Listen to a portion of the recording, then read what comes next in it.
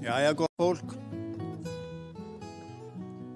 Góðan dag og velkomin á þennan íbúa- og kynningafund deiliskipulag og rammahluta aðalskipulags Blikastaðalands. Ég heiti Valdimar Birgisson og formaður skipulagsnefndar, skipulags- og umhverfisnefndar. Og ég ætla aðeins að fara yfir feril þessa máls í skipulags- og umhverfisnefnd, eða það sem lýtur að samtalinu við íbúa. Og 1. desember 2023 þá samþykkir skipulagsnefnd að auglýsa skipulagslýsingu þar sem markmið og áherslur eru kynntar og opna fyrir athugasemdir og umsagnir. 29. nóvember 2024 samþykkti skipulagsnefnd að kynna tillögur á vinnslustigi og í kjölfari fylgdi opinn kynningafundur í Hlégarði. Það var í janúar 2025. Það var líka opnað fyrir umsagnir á þessum tíma. 14. júní 2025 var opið hús á Blikastöðum þar sem íbúar gátu fengið leiðsögn svæðið. 9. janúar 2026 samþykki skipulags- og umhverfisnefnd einróma að auglýsa deiliskipulagstillögu og við erum að fjalla hana hér. Umsagna og athugasemda frestur til 27. febrúar. Það svo boðið upp á samtal með hönnuðum og starfsfólki við bókasafn Mosfellsbæjar miðvikudaginn 28. janúar og verður annað slíkt samtal laugardaginn 14. febrúar næstkomandi. Og hér við á íbúafundi deiliskipulag og Blikastaðalands og rammahluta aðalskipulags fyrir sama svæði. Þannig að ef við tökum þetta saman, þá höfum við þrisvar auglýst eftir umsóknum við deiliskipulagi. Það hafa verið haldið 2 opnir fundi með íbúum deiliskipulagi ásamt opnu húsi og 2 kynningafundum. Svo hafa tillögurnar verið auglýstar í Mosfellingi og aðgengilegar á mos.is. Auk þess hefur rammahluti aðalskipulag verið auglýstur og kallað eftir athugasemdum og umsóknum það líka. Aðalskipulag Mosfellsbæjar var auglýst líka og kallað eftir umsóknum og haldinn íbúafundur í Hlégarði þann 16.07.2023. Allt í allt höfum við kallað 5 sinnum eftir athugasemdum og umsóknum og haldið 3 íbúafundi, plús samtal og leiðsögnum svæðið. Þannig að kynningin á þessu verkefni hefur verið þó nokkur. Gríðarleg vinna hefur verið lögð í þetta deiliskipulag og útkomin eitt vandaðasta deiliskipulag sem gert hefur verið. Það sem lögð áhersla á varðveita það sem gerir Mosfellsbæ einstakan og svo sem námt við náttúruna, opin svæði og útivist. Þetta svona meira Mosó. Skipulagssvæði sem nú til umfjöllunar nær yfir 35 hektara. Á því gert ráð fyrir alltaf 1260 íbúðum, auk atvinnu- og þjónustusvæðis og grunninnviðum á borð við leik- og grunnskóla. Blikastaðaland verður í neðri mörkum hvað varðar þéttleika miðað við önnur stór uppbyggingarsvæði á höfuðborgarsvæðinu og alþjóðleg viðmið fyrir samgöngumiðaða þróun. Og af hverju þessi fjöldi íbúða? Fjöldi íbúða á Blikastaðalandi ekki tilviljun. Hann á sér rætur í svæðisskipulagi höfuðborgarsvæðisins frá 2040. Það sem skuldbindandi áætlun sveitarfélagana á svæðinu, þar sem höfuðborgarsvæði skilgreint sem eitt búsetu- og atvinnusvæði, þar sem vexti skal mæta með blandari landnotkun, samgöngumiðaðri þróun og verndun óbyggðra lands með skýrum vaxtamörkum. Þetta líka í takt þá sýn okkar að uppbygging við samgönguása verði þéttari en á öðrum íbúðasvæðum, en á þeim eða öðrum íbúðasvæðum verði byggt lágreist byggð í tengslu við náttúruna. Og þar má nefna Úgötu sem nú í uppbyggingu. Árið 2022 gerði Mosfellsbær samkomulag við landeigendur uppbyggingu á Blikastöðum með þessum fjölda íbúða sem eru hér til umfjöllunar. Samningurinn var síðar endurskoðaður og styrktur fjárhagslega 2025 meðal annars til að tryggja bænum betri stöðu gagnvart innviða uppbyggingu.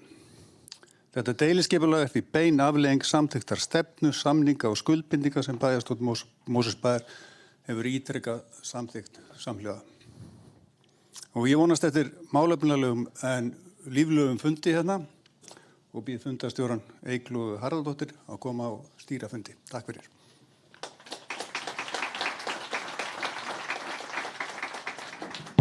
Takk fyrir kærlega Valdimar, hann greinilega þess herri en ég. En bara takk kærlega fyrir að vera með okkur hér í kvöld. Takk fyrir að treysta mér til að fá að stýra þessu fundi. Það ánægilegt að sjá hvað eru margir sem eru komnir hérna. En eins og Valdimar sagði þá heiti ég Eygló Harðar og ætla að fá að vera fundastjóri ykkar. Mitt hlutverk hérna þá á þessu fundi að halda utan dagskrána, umræðunar og tryggja að fundurinn gangi vel fyrir sig. Og það sem skiptir náttúrulega mestu máli að því við erum hér í samráðsferli að sem flestir fá að koma sínum sjónarmiðum á framfæri. Fundurinn, við erum að áætla að við gerum ráð fyrir að kynningar og umræður taki hérna 1,5 klukkustund. Þannig að við ættum að vera búin þannig að fólk getur komast heim til að fá sér kvöldmat. En það náttúrulega sjálfsögðu byggist á fjölda þeirra sem munu taka til máls og umræðinni. Þess ég ætla líka að fá að taka fram að fundurinn líka streymt, þannig að við erum væntanlega með fleiri félag okkar eða íbúa hér í Mosfellsbæ sem að fylgjast með fundinum heimanfrá. En megin umræðu efni fundarins það sem við sjáum hér deiliskipulag Blikastaðalandsins sem ný uppbygging í jaðri byggðar í Mosfellsbænum. Aðalskipulagið sem verður aðeins fjallað hér líka setur ramman en deiliskipulagið sem kynnt hér í kvöld útfærsla á því hvað má gerast á svæðinu. Og að það sem líka mikilvægt að hafa í huga að uppbyggingin á þessu svæði mun hana eiga sér stað í áföngum yfir langan tíma. Og í tengslu við breytingar, hvort sem við erum að tala aðalskipulag eða deiliskipulag, að þá þetta samráð mjög mikilvægur þáttur. Og þannig að þessi fundur mjög mikilvægur þáttur í þessu virka samtali og það samtal mun síðan halda áfram í framhaldi af þessum fundi. Í lok kynninga verða umræður og til að tryggja að sem flestir komist að þá munum við gera ráð fyrir því að ganga hérna á milli. Við verðum hér tvær, hérna hún Arna, rétt upp hönd, hún ekki hérna einhvers staðar? Hún að koma með kaffið. Hún ætlar að vera mér hér til aðstoðar, þannig að við munum geta þá vonandi tekið þennan mikrofón og líka síðan annan og munum ganga hérna á milli, þannig að þið getið þá tala raunar úr hérna sætum ykkar. Það sem ég mun gera ráð fyrir því að með þann fjölda sem við erum að sjá hér og tímaramma sem við höfum að þá má gera kannski ráð fyrir að þetta sé þá 1 til 2 mínútur á hvern mælanda en það fer náttúrulega allt eftir því hvað þið verður virki í þáttökum með okkur. Þannig að ég bara hveti ykkur sem flest til að gera það. Það sem við erum líka ætla að biðja ykkur þá bara að muna eftir að kynna ykkur.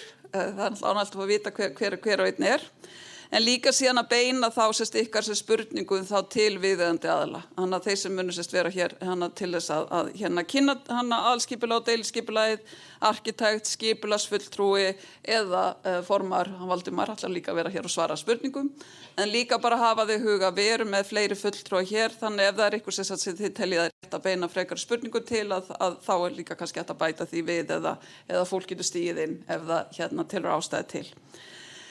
Til þess að tryggja bara það að þeir sem kannski vilja ekki standa upp eða vilja bera spurningar að þá ætlum við líka að fá að nota tæknina og ég alveg að krossleggja putta og vonast þess að hún var ekki að klikka, gerir stundu því ég kemur nálægt en þannig að við ætlum að fá að nota það sem heitir Slido. Það slido.com sem slóðinn og við munum sýna ykkur kóðan þannig að þið kannski prófið bara núna að taka upp síman ykkar og fara á síðuna slido.com og þar þetta slá inn spurningar líka. Þannig að við munum þá reyna að skipta svolítið þar á milli og það gerir það líka verkum að þið sem eru þá að fylgjast með streyminu, þannig ég fá aðeins að beina orðum mínu til ykkar, að þið getið þá líka sent inn spurningar og þannig að við munum reyna þá að taka þá þær spurningar inn í umræðunar eins og þær detta inn. Og þar ég komin líka með viðbótar aðstofakonu, þau voru greinilega ekki alveg að treysta mér, þannig að þar hún Ólafía ætlaði að vera þarna til aðstoðar, hún að veifa þarna til þess að koma spurningunum á framfæri og vinstalast líka minna mig á ef ég alveg búin að gleyma fólkinu sem með tæknina og aðalega farin fókus á ykkur hinn sem að rétt upp hönd. Og þannig að en ég líka punkta hjá mér hlutum sem ég á líka svolítið tendis að gleyma en mjög mikilvægir. Það þessi praktísku atriði. Þannig að þið sem hafi ekki verið áður hér í FMOS að þá þannig að það salernin eru þarna bak við mótilið. Þannig að þið hefur þá tækifærið þurfa að fara að skoða líka mótilið sem þarna. Það líka síðan bara mjög flott plakkut með nánar upplýsingum eða spjöld eða eitthvað annar sem ég glemdi hvað kallaður hérna Jóhanna Plansar, já. Sem þið getið síðan þá nánar upplýsingar varðandi skipulagið Og síðast en ekki síst að þá ætla ég að fá nefna að það kaffi og kleinur. Þannig að ef þau eru orðin svöng að þá endilega bara rölta þá fram og ná ykkur í kleinur þannig að við getum þá haldið áfram samtalinu hérna. Þannig að ég held að ég sé búin að fara yfir svona helstu atriði. Ég búin að gleyma einhverju hérna? Nei, ok. Gott. Þannig að það ætla ég að fá að gefa orðið núna hérna áfram. Og þannig að næstur ætla að taka þá til máls hann Kristinn Pálsson sem skipulagsfulltrúi Mosfellsbæjar. Þannig að bara gjörðu svo vel.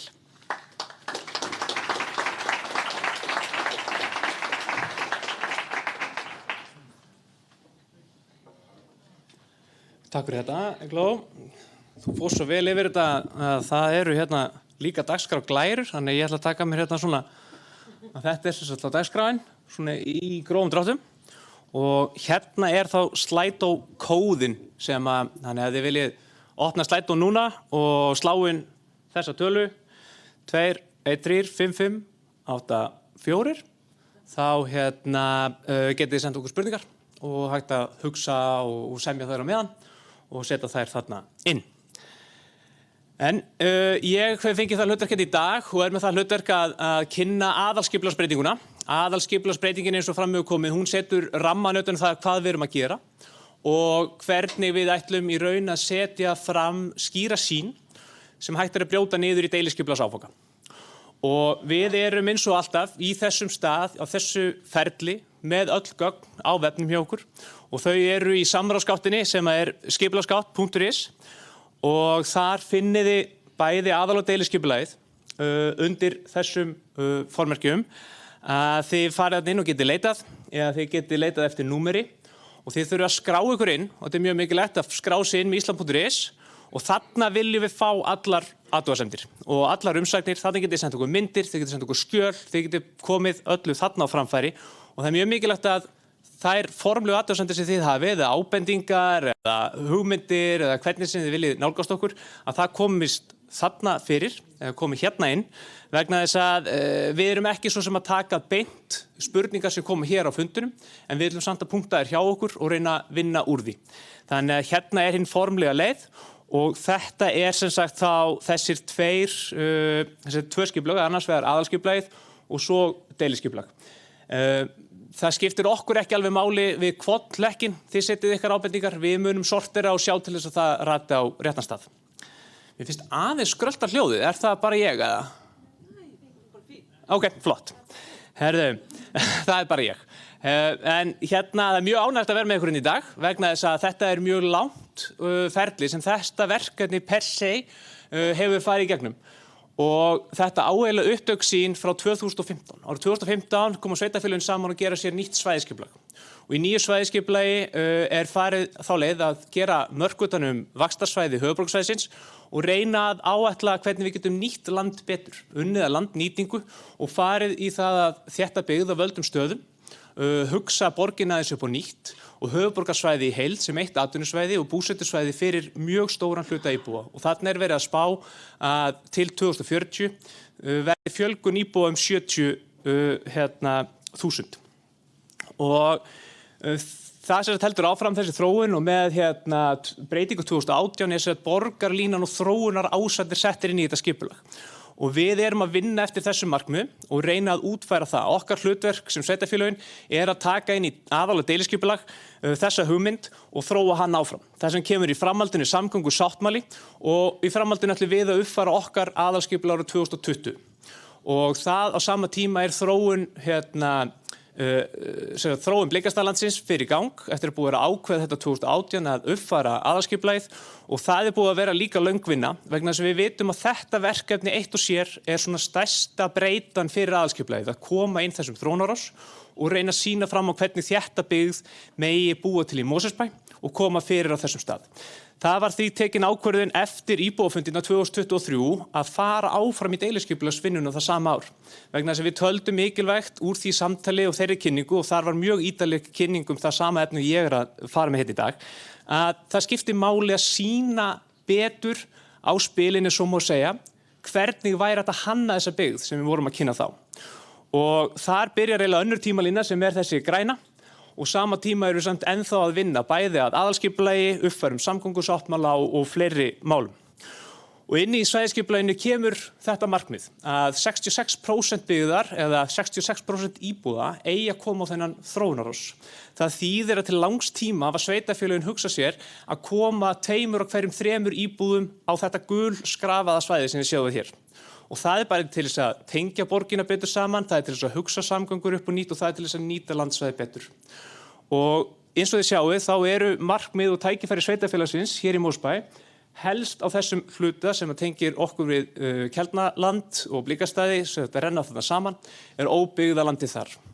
Við erum auðvitað að gera breytingar hér í miðbænum, því þið þekkið náttúrulega það sem við erum að gerast hérna í Bjarkarholtinu, en stóra uppbyggingarsvæði sem sveitarfélagið hefur til þessi langtíma sýn fyrir 2040 að setja 2 af hverjum 3 íbúðum og reyna að hugsa nýja byggð á Blikastöðum. Þess vegna erum við að útfæra þetta með þessum hætti. Þetta sem sagt rammarhluti sem við erum að kynna. Hann kallað sem sagt rammarhluti fyrir Blikastaðaland, nýr bæjarhluti milli Fells og Fjöru og það ekki ástæðulausu því að þarna eru þetta frábæri náttúrugæði og frábær tækifæri sem tengjast Blikastaðalandi. Í sögulegu samhengi náttúrulega Blikastaðalandið mjög stórt og það náði alveg frá fjalli og niður í Fjöru. Og það eru þetta gæði sem rammarhlutin að reyna að fást við að tengja aftur og tengja vel saman með stígum, með byggð, með útivistarsvæðum og með svona þessari náttúru blöndu. Og þið sjáuðu þetta að stór hluti þessara svæða, vel helmingurinn, eru einn skemmtilegust útivistarsvæði sveitarfélagsins. Það annars vegar skógurinn í Hamrahlíð sem að hefur verið náttúrulega frábær af skógræktarfélaginu. Og svo náttúrulega eftir landaskipti á sínum tíma þá var stækkaði golfvöllurinn og Blikastaðanesi kemur inn í þetta. Þannig að hérna sjáum við 30 ára sögu aftur í tíman og við erum að þróa byggð sem við teljum að vera að byggjast upp á 30 árum. Og þið sjáum að þarna þetta byggðin ekki eins og komin að, hún hvorki komin að Reykjavíkurmegin og hún að koma hérna, Klapparhlíðin að koma og þannig að það margt og mikið búið að gerast og mikið vatn runnið til sjávar á þessum 30 árum. Einhvern tímann í þessum ramma lærði ég að labba þannig að þá ýmislegt þetta að gerast eftir 30 ár og þið sjáuð alveg hvernig þetta landsvæði Blikastaða sem hefur þessi gæði sem hafa komið líka til samfélagsins þessi útivistarsvæði, hversu lítill hluti í raun eftir kannski sem íbúðaland eða eitthvað svona tæplega helmingur og þess vegna erum við að þróa inn í þetta og hérna kem ég inn í rammarhlutan. Rammarhlutin regnhlíf sem að kortleggur þessi helstu gæði. Þarna erum við að kortleggja gróður og umhverfi, stíga og vistarsamgöngur, almenningsrými og staðaranda og meðhöndlun ofanvatns. Og við erum að reyna að koma þessu öllu saman í grænt net. Og þetta leiðarstefi sem við ætlum að inn í þessu uppbyggingu til 30 ára að reyna að búa til þétta byggð í kringum þessi gæði. Og á þessum litla stað sem búið að taka úr þessari landareign og búa til byggðina. Og eftir þessa kortlækningu þá koma byggðarflekarnir og við setjum þetta svona upp í rammarhlutunum og rammarhlutin leiðbeinandi og hann með skýringamyndum og við setjum hérna að þetta svona megin þættir byggðarinnar og þeir fá allir sitt karaktersvæði. Kortlækningin þannig að við setjum þetta upp í borg, bæ og þorp og þar viljum við finna leið til þess að ásýnd sveitarfélagsins, saga landsins og íbúðafjölgunin sem að þarna verður geti komið saman í einni byggð sem hefur spennandi ásýnd og mannlegt umhverfi. Og sjáuði litina, þetta klassist fyrir aðalskipulag, það fjólubláa liturinn íbúðasvæði og í rammarhlutanum erum við að huga því að koma borgarlínu þannig gegn. Það gula línan og svo eru gulu skröfuðu svæðin eða það sem alveg gult með frá Vesturlandsvegi, það verslun og þjónusta á atvinnusvæði. Og svo í horninu þessi brúni litur íþróttasvæði. Og ég fer betur yfir þetta eftir, en karaktersvæðin sem við erum í þarna í 3 litum, 3 mismunandi fjólubláum litum, skilgreinum við svona. Að borgin það sem í kringum borgarlínu, þar vitum við að við ætlum að vera með fjölbýli sem að geta verið 3 til 5 hæðir og svo sem alveg á einhverjum hotnum dotti niður í 2. Bærinn, hann fer aðeins niður og aðeins neðar, hann á 2 til 4 hæðum.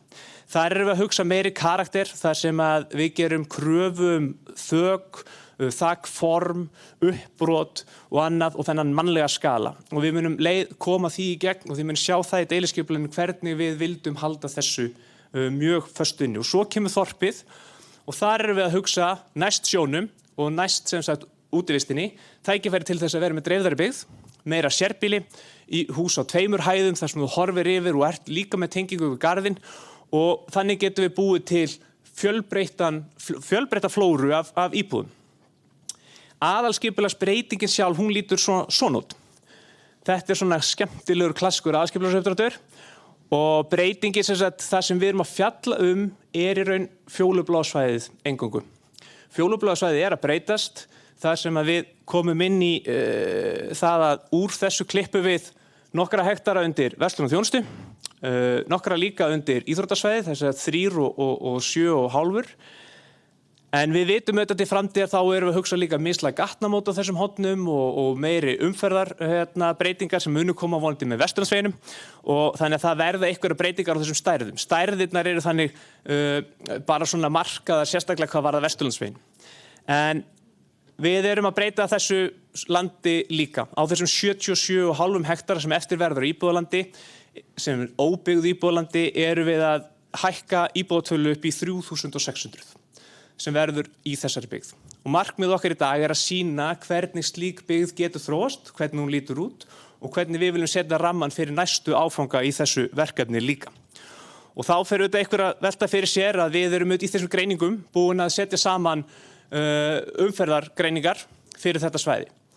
Umferðarmál á höfuðborgarsvæðinu og svæðisskipulagið í heild sinni svo miklu stærra verkefni. Við sjáum auðvitað með uppbyggingu í sveitarfélaginu, hvort sem að það á Blikastöðum eða upp í Helgafelli eða öðrum löndum, fylgir umferð. Við sjáum að það líka gerast á öðrum svæðum á höfuðborgarsvæðinu og í okkar umferðargreiningu tökum við tillit til þess sem að gerast á Keldnalandi, Úlfarsárdal, í Vogabyggð og fleiri stöðum. Og við auðvitað vitum að þetta mun vera verkefni sem þarf að leysast á mjög löngum tíma. Inn í þessum greiningum okkar erum við með upplýsingar Sundabraut, annars vegar og svo borgarlínu. Með þéttari byggð og þessu markmiði svæðisskipulagsins sem við erum núna eftir skuldbindingar frá 2015, loks að innleiðin í aðalskipulag sveitarfélagsins, verið að huga því að vinna samgöngu miða skipulag. Þar sem að aðrir samgöngukostir eiga að vera valkostur.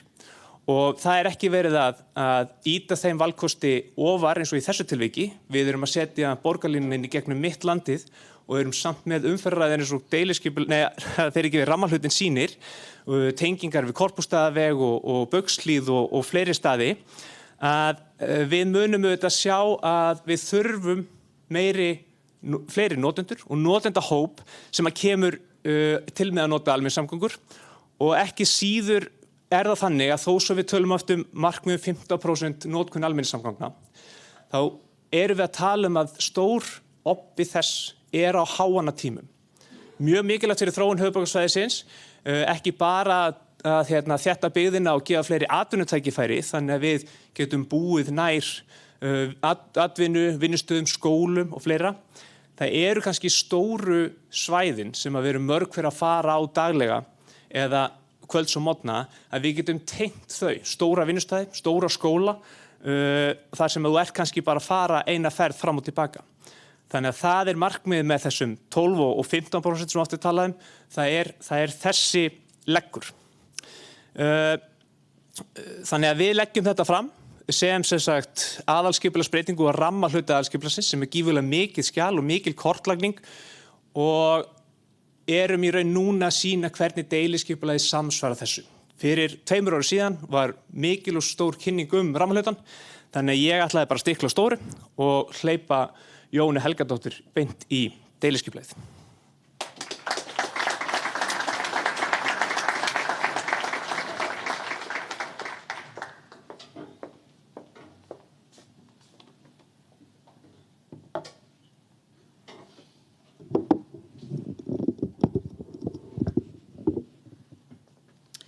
Já, komið í sæl.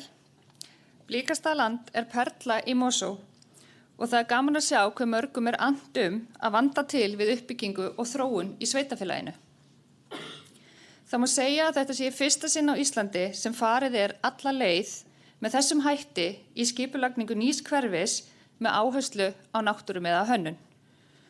Það sem hefur einkennt vinnuna sú alúð sem lögð hefur verið í heildarhugsun og hönnun sem tekur mið af þessari náttúru perlu. Þessi nálgun krefst bæði gríðarlegrar yfirlegu og natni sem til marks metnað landeigenda og sveitafélagsins fyrir framtíð svæðisins. Eins og framkom þá í D. Jóhanna Helgadóttir og arkitekt og skipulagsfræðingur hjá Nordic Office of Architecture og sjálf hef ég starfað á vettvangi skipulagsmála með áherslu á samþættingu skipulags og samgangna í á annan áratug. Með mér í salnum einnig kollega mínir, Pála Minni og Vilhjálmur Levi hérna frá Nordic og svo Berglind Hallgrímsdóttir, samgöngusérfræðingur frá Eflu. En verkefni samstarfsverkefni Eflu, Nordic og SLA, dönsku landslagsarkitektana. Það sannarlega tillögunarefni að sýna ykkur afraksturinn, en við skulum byrja á að fljúga aðeins yfir svæðið.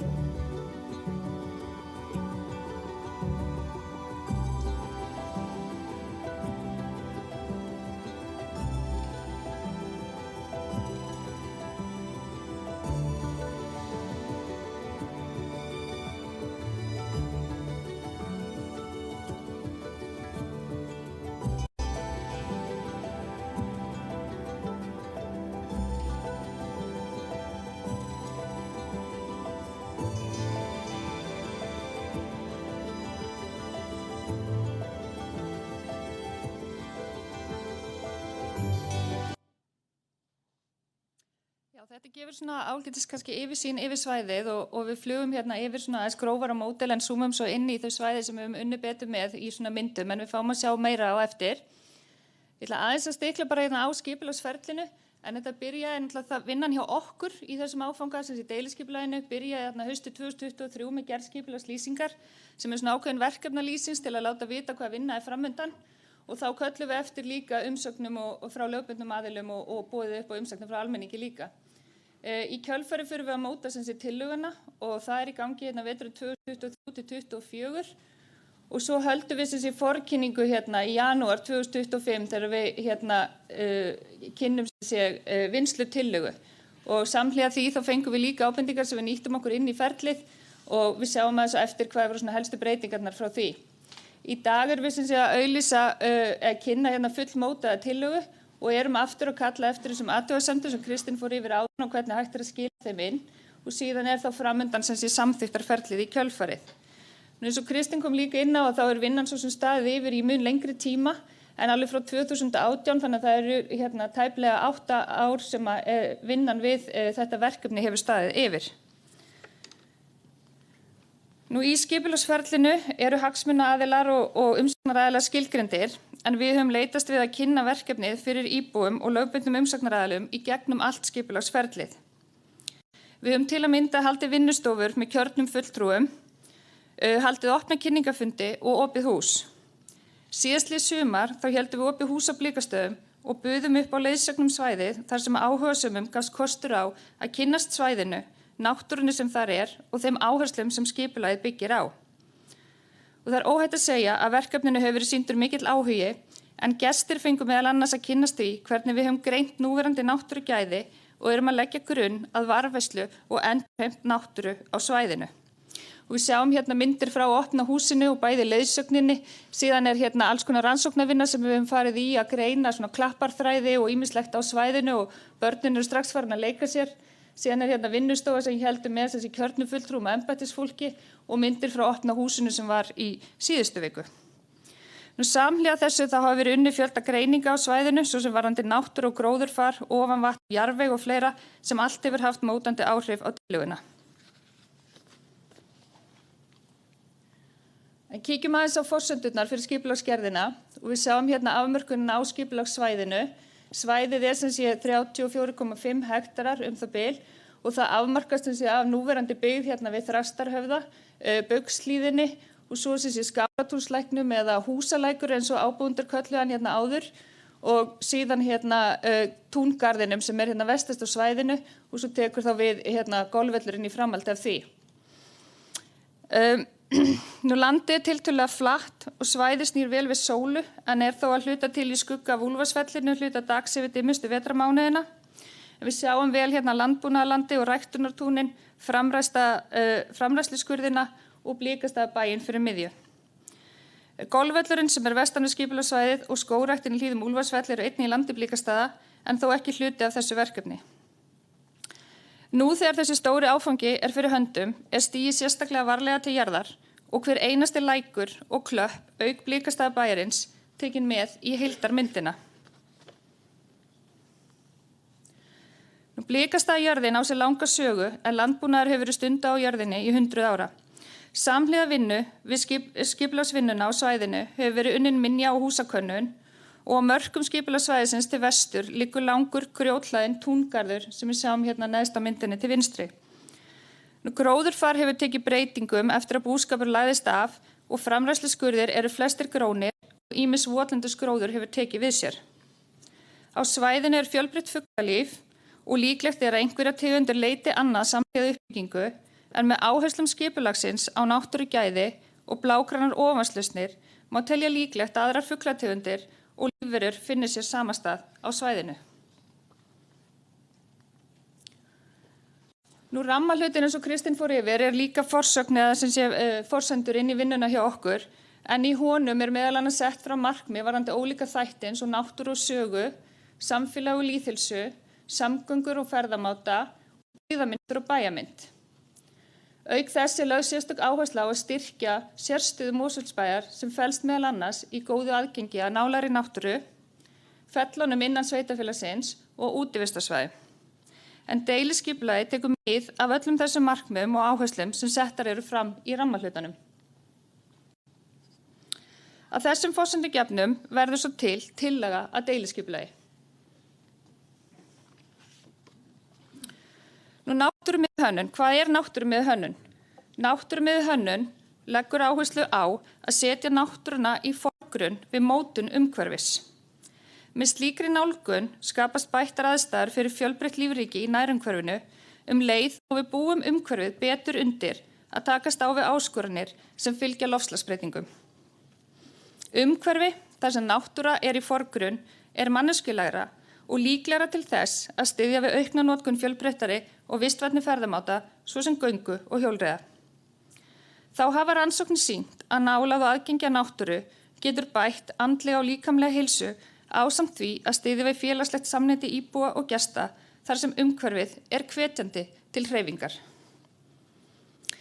Rannsókn á vegum Árósaháskóla sýnir að nálægð við náttúrugæði í daglegu lífi getur til dæmis aukið framleiðni, dregið úr veikindadögum, bætt andlega heilsu og dregið úr offitu.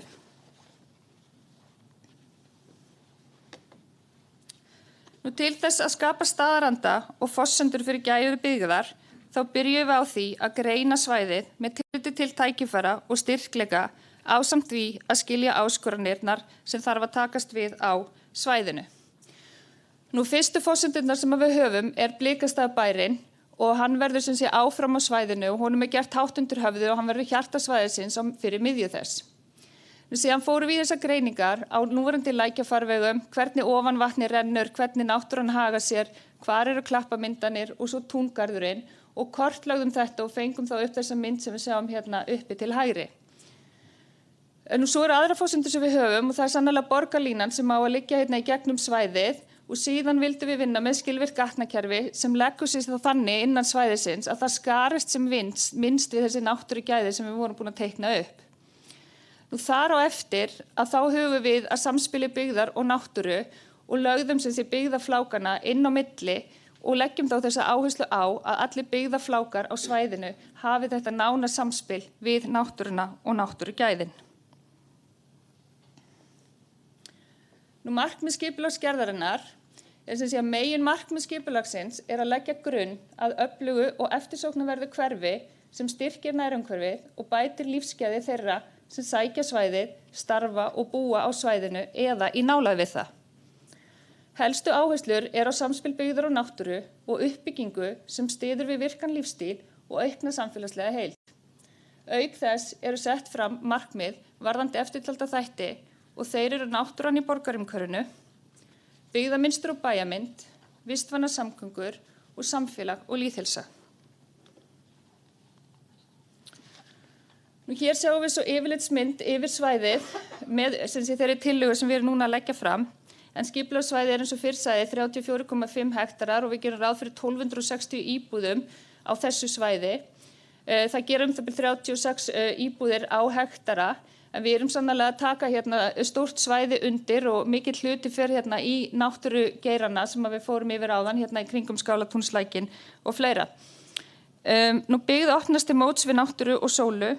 Blikastaðabærinn með sem sé borgarlínustöð er hérna fyrir miðjusvæðinu og ný byggð leggst að Blikastaðabænum og skapar fjölbreytt íveru og dvalarsvæði hérna á miðsvæðinu.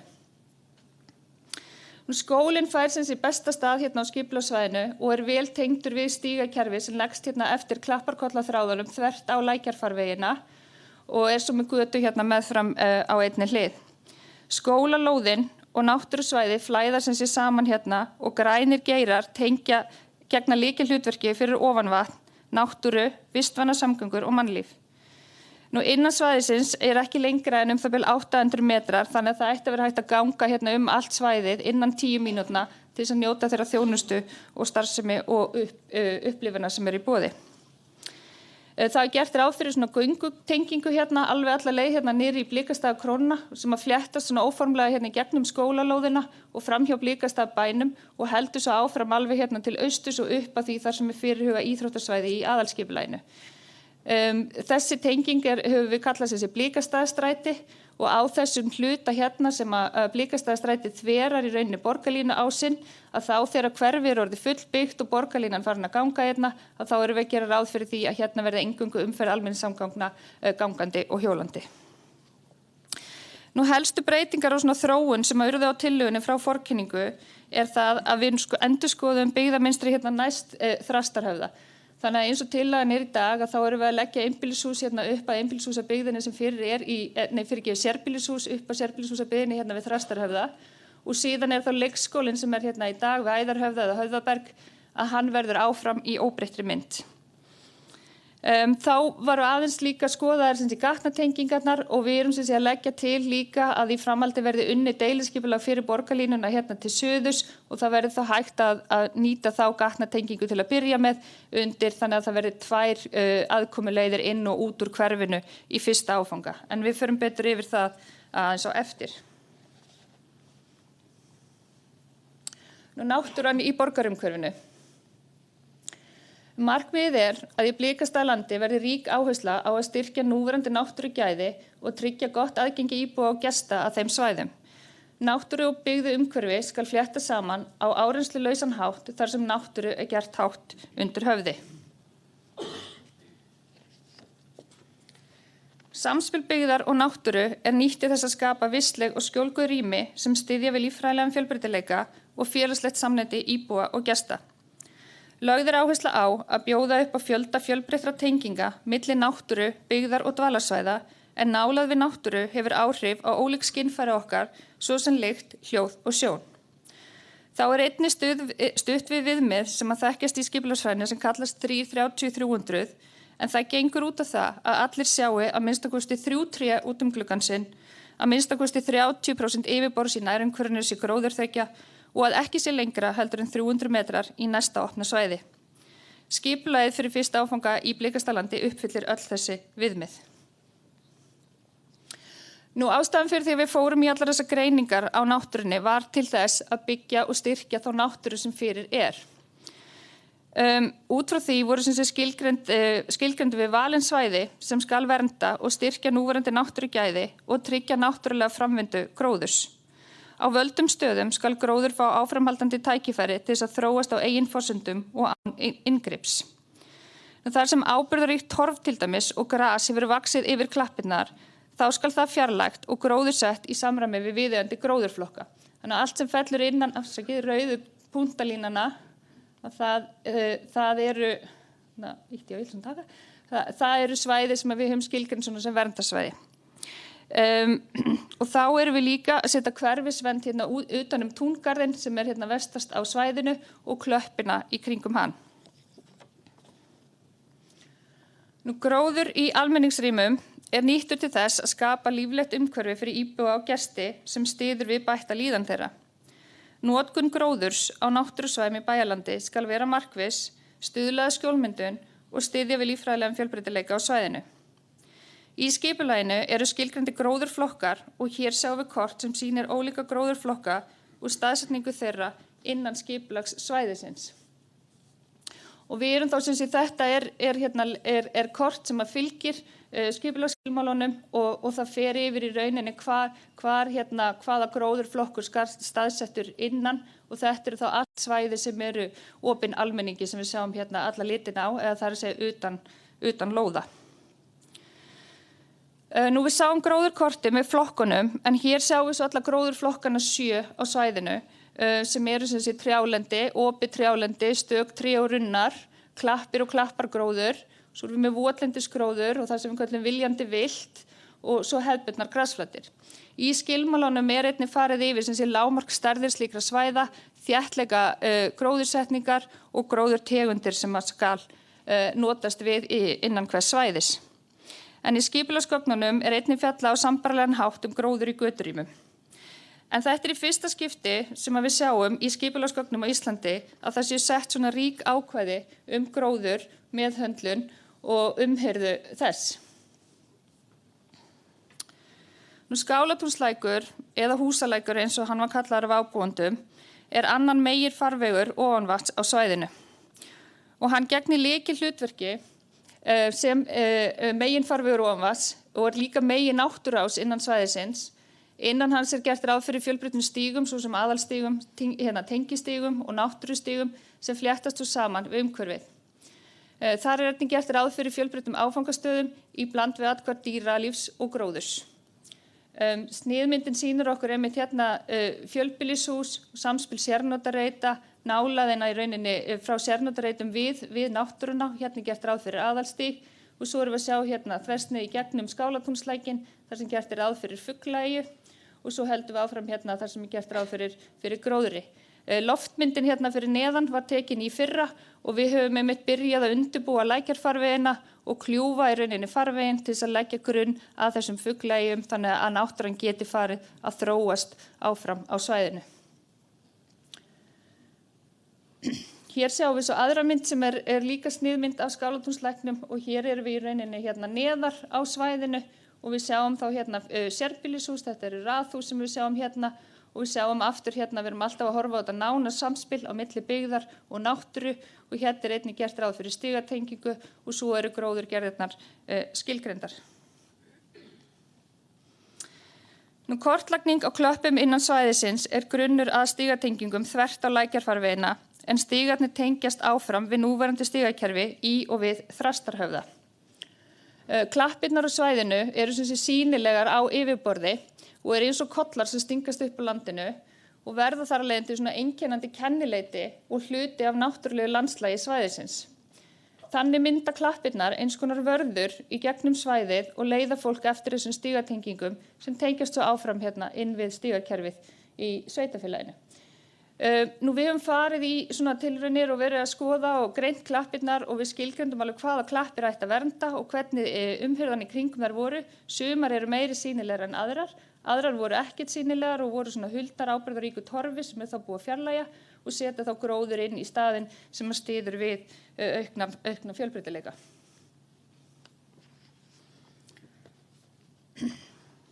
Nú í skipulaginu þá leggjum við áherslu á mannlíf, vistlegt umhverfi fyrir alla, börn og fullorðna. Bílastæði við fjölbýlishús eru fyrst og fremst neðanjarðar. Það er mikilvægt að hafa ákvæði varðandi frágang og gróður í inngörðum til þess að tryggja vistlegt, nærandi, fallegt umhverfi sem hefur jákvæð áhrif á líðan fólks og lífsgæði. Ákvæði eru því hlutfall gróðurs í inngörðum, gróðurtegundir og jarðvegsdýpt. Og hér sjáum við svona sniðmynd af inngarði og hérna til hliðar sjáum við svona minni sniðmyndir sem eru að tala þá samspil jarðhæða, annaðhvort við göturými og svona lítil svona kantsónur eða svona millibil þar á milli þar sem líka gert ráð fyrir gróðri og sérnotareiti og svona samspil bæði sérnotareita við göturými og sérnotareita við náttúrusvæðin. Við fjöllum líka gróður á lóðamörkum sérbýlishúsa en ákvæði gróður á lóðamörkum sérbýlishúsa eru sett til þess að styðja við gróður í almenningsrými og mynda vistlega umgjörð göturými og skapa fjölbreytt umhverfi sem styður við bætta lýðheilsu.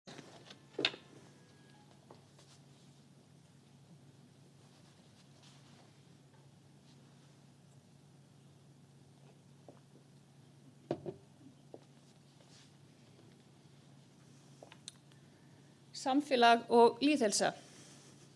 Nú markmiðið að í Blikastaðalandi rísi fjölbreytt byggð með sterkan viðkjarna og góð tengsl við náttúru sem styður við samfélagsheild og bætta lýðheilsu íbúa og gesta. Áhersla á tengingar við sögu og náttúru svæðisins, verndun hússtyrpingar við Blikastaði 1, efling og endurheimt náttúrugæða gegna þar lykilhlutverki. Umhverfis þessi náttúrugæði byggist upp fjölbreytt íbúabyggð þar sem íbúar og gestir geta notið þess að lifa í byggðu umhverfi með greiðan aðgang að útivist, náttúru og grænum svæðum sem styðja við heilbrigt líferni. Hönnun svæðisins miðar að því að móta fjölbreytt almenningsrými sem styrkja samfélagsheild og lifandi umhverfi. Ný bæjarmiðja með fjölbreytta starfsemi í og við Blikastaðabæinn, þjónustustofnanir svo sem leikskóli og grunnskóli ásamt aðlaðandi almenningsrýmum í náttúruumhverfinu eru meginseglar svæðisins og grundvöllur þess að fólk velja að búa, starfa og njóta í landi Blikastaða. Endurgerð við Blikastaðabæinn verður hjarta svæðisins. Gert ráð fyrir starfsemi sem nýtist samfélaginu, svo sem verslun, þjónustu og menningarstarfsemi eða þess háttar. Nýjar byggingar umhverfis Blikastaðabæinn kallast á við lögun bygginga sem fyrir eru og ætlað að styrkja enn frekar yfirbragð byggðarinnar umhverfis bæinn. Nafngiftir, svo sem á dvalasvæðum, hafa skírskotun í sögu og fyrri starfsemi á svæðinu, svo sem Fjóstorg og Gerði. Starfsemi á jarðhæðum og borgarlínustöð við Blikastaðabæinn styrkja svæðið. Byggingar við Blikastaðabæinn eru í hverfisluta Blikastaðir, en í bakgrunn á þessari mynd sjáum við hverfisluta Flatir, þar sem meðal annars gert ráð fyrir dagvöruverslun á jarðhæðinni og svo glittir hérna í borgarlínuna sem að koma hérna eftir borgarlínustrætinu. Blikastaðastræti göngutenging sem tegir sig frá Blikastaðakró, fléttast með óformlegum hætti í gegnum skólalóðina, framhjá Blikastaðabænum og alla leið að fyrirhuguðu íþróttahúsi við Vesturlandsveg. Þar sem Blikastaðastræti þverar borgarlínu leið eingöngu gert ráð fyrir borgarlínu og gangandi og hjólandi vegfarandum. Það þá á þessu svæði hérna á milli þessar tveggja gatna og þetta litað svona hérna með rauðum lit og við sjáum tenginguna áfram hérna niður og svo heldur hún áfram hérna með óformlegum hætti til austurs. Samhliða mótun byggðar og dvalasvæða voru gerðar ýmsar greiningar, svo sem skuggavarpsgreiningar, greiningar á vind- og sólastundum og fleira sem hjálpa til við ákvarðanatöku í ferlinu. Og hér sjáum við hvernig við vorum að skoða sérstaklega rýmin, dvalasvæðin sem fléttast hérna saman við Blikastaðastrætið, en þessi mynd sem ég er að benda á hérna vinstra megin, og hún er að sýna okkur í rauninni svona meðal gæði með tillit til vinds yfir árið og alls þar sem að grænu fletirnir eru, að þar eru sem sé kjöraðstæður fyrir sitjandi eða standandi og síðan getur maður verið þá röltandi á þessu gula. En þetta svona hjálpar okkur að taka ákvarðanir snemma í ferlinu við mótun sérstaklega almennings- og dvalasvæða. Þessi mynd hérna hægra megin, hún sýnir svo greiningar á fjölda sólarstunda og hérna erum við að skoða viðmið 1. maí á milli klukkan 9 á morgnana og 17 eftirmiðdaginn og erum þá að miða við að þessi litir sem við sjáum hérna að þá erum við með yfir 5 klukkustundir af sól á þeim tímum. Þannig að þetta hjálpar okkur svona við að móta byggðina, hæðir bygginga og umfang dvalarsvæðina.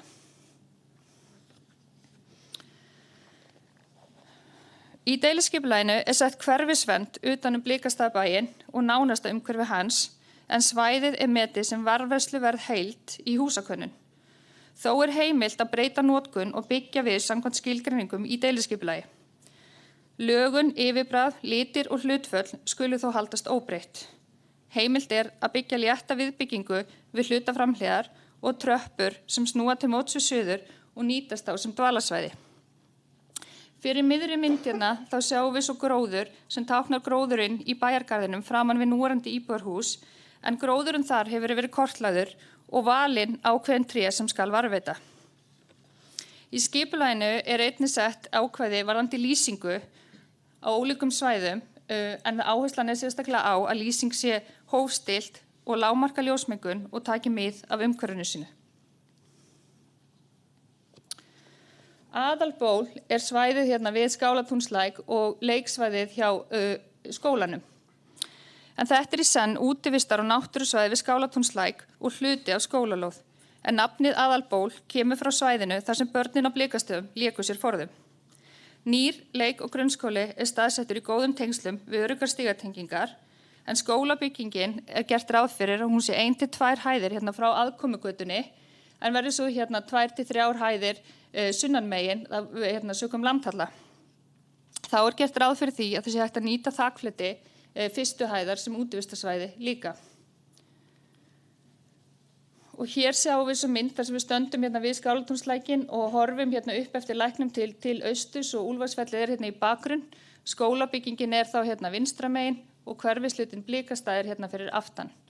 Í skipulaginu gert ráð eins og við komum inn á fjölbreyttum stígum og við erum að sjá hérna aðalstíg meðfram Skálatúnslæknum og síðan gert ráð fyrir mismunandi brúm eftir aðstæðum og stærð lækjafarvegana.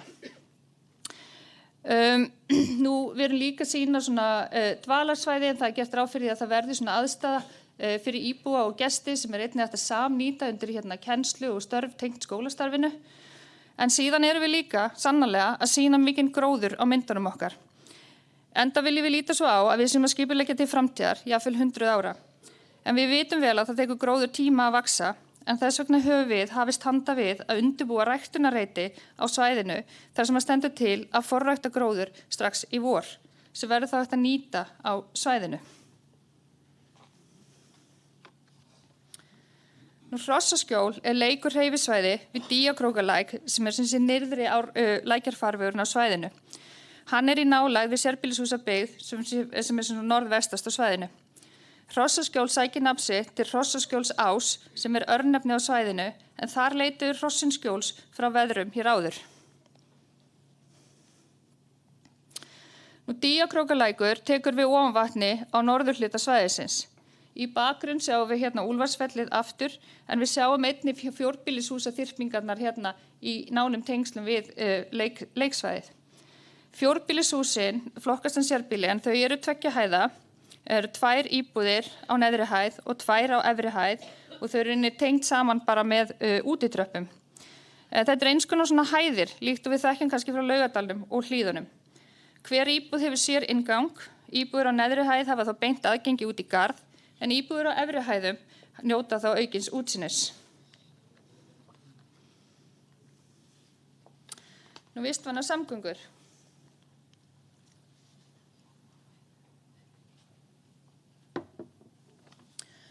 Markmiðið að í Blikastaðalandi verði greitt aðgengi að fjölbreyttum samgöngum með aukna áherslu á vistvænar samgöngur, jafnframt því að tryggja öruggar umferðartengingar fyrir akandi. Áhersla lögð á göngu- og hjólatengingar í náttúrulegu umhverfi og náttúrugæði, sé hægt að upplifa náttúrugæði á leiðsinni. Almennir samgöngur eru settar í forgang, en gatnakerfið skilvirkt og tekur mið af öryggi gangandi og hjólandi vegfarenda. Þétt net fjölbreyttra stíga tengjast ytra stígakerfi, þjónustu og náttúrusvæðum, svo sem strandstígnum, Úlfarsfellinu og nærliggjandi náttúru. Stoppstígur hjólreiða liggur svo meðfram borgarlínunni. Auk hefðbundinna gangstétta meðfram götum og aðalstíga gert ráð fyrir náttúrustígum í grænum geirum. Gott aðgengi skal vera á svæðinu að öruggum og læstum hjólageymslum og þá skal gera ráð fyrir búningsaðstöðu við atvinnusvæði. Og punktarnir hérna sýna okkur í rauninni þar sem við erum að leggja sérstaka áherslu á öruggar gönguþveranir, til dæmis þar sem að stígar þvera götur og hérna svo borgarlínustöðin sýnd við Blikastaðabæi. Nú borgarlínustöð miðsvæðis en þar gert ráð fyrir að byggðin verði þéttust. Framar hérna á myndinni til vinstri þá sjáum við hérna byggingar á flötunum og þetta þá 5 hæða bygging sem þá hæstu byggingarnar á svæðinu en á flötunum gert ráð fyrir að byggingar séu 3 til 5 hæðir. 5. hæð, við förum upp í 5 hæðir sem séu á hornunum en við erum aldrei með 2 5 hæða byggingar hlið við hlið. Það alltaf stallast niður byggingarnar á milli. Nú handan götuna sjáum við svo byggingar hérna í hverfisluta Blikastaðir og bak við þessa rauðlitu byggingu sem við sjáum hér þá Blikastaðabærinn. Og við sjáum að það loftar vel hérna á milli, enda sýndi okkur líka bæði vind- og sólargreiningarnar að það séu góðar aðstæður fyrir mannlíf hérna í göturýminu. Á jarðhæð hérna á flötunum gert ráð fyrir dagvöruverslun og það eru skilmálar einmitt í skipulaginu líka sem að taka á merkingum á byggingum, ljósaskiltum og öðru slíku til þess að tryggja að það hafi ekki neikvæð áhrif á nærumhverfi sitt, bæði með tilliti til birtu og annars. Hérna gert ráð fyrir bílastæðum bæði á yfirborði og neðanjarðar og síðan gert ráð fyrir öruggum hjólastæðum í tengslum við borgarlínustöð. Nú bílastæði, það eru fjölbreyttar lausnir eftir ólíkum aðstæðum. Það eru bæði sem við sjáum hérna þar sem við erum með bláu skrafringarnar og það allstaðar þar sem eru fjölbýlishús og það gert ráð fyrir bílastæðum neðanjarðar. Rauðleituðu skrafringarnar og tölurnar sem að þar eru við eru bílastæði á yfirborði, ýmist innan lóða eða í bæjarlandi eins og við sjáum hér. Og síðan sjáum við að hérna þar sem að doppurnar eru að það gert ráð fyrir bílastæðum samsíða götum. Og hérna eru svo viðmiðin sem eru fyrir bílastæðin, það eitt stæði fyrir íbúð minna en 100 fermetrar og eitt stæði fyrir hverja íbúð sem stærri en 100 fermetrar og síðan erum við með 2 stæði fyrir öll sérbýlin, fyrir utan einbýlishúsin að það gert ráð fyrir 3 bílastæðum. Nú aðkoma að svæðinu í dag frá Baugshlíð, en innan reitsins í dag meðal annars aðkomu vegur á Golfskálanum og Blikastaðabænum. Tölurnar sem við sjáum hérna sýna okkur svokallaða hversdagsumferð, en það svona meðal umferð á sólarhring á virkum degi. Umferðartölurnar eru samkvæmt fyrirliggjandi gögnum og talningum frá árinu 2024, en við lítum gera talningar fyrir þær götur sem við höfðum ekki upplýsingar um. Talningar á Baugshlíðinni árið 2024 sýna umferð á götunni nokkuð undir afkastagetu hennar. Samanburður á talningum frá árinu 2024 og 2016 sýna nánast óbreytt umferðarmagn á Baugshlíð. Að jafnaði eru litlar raðir í dag á nærliggjandi gatnamótum við Baugshlíð og meðal biðtími að jafnaði 15 sekúndur á aflagstíma.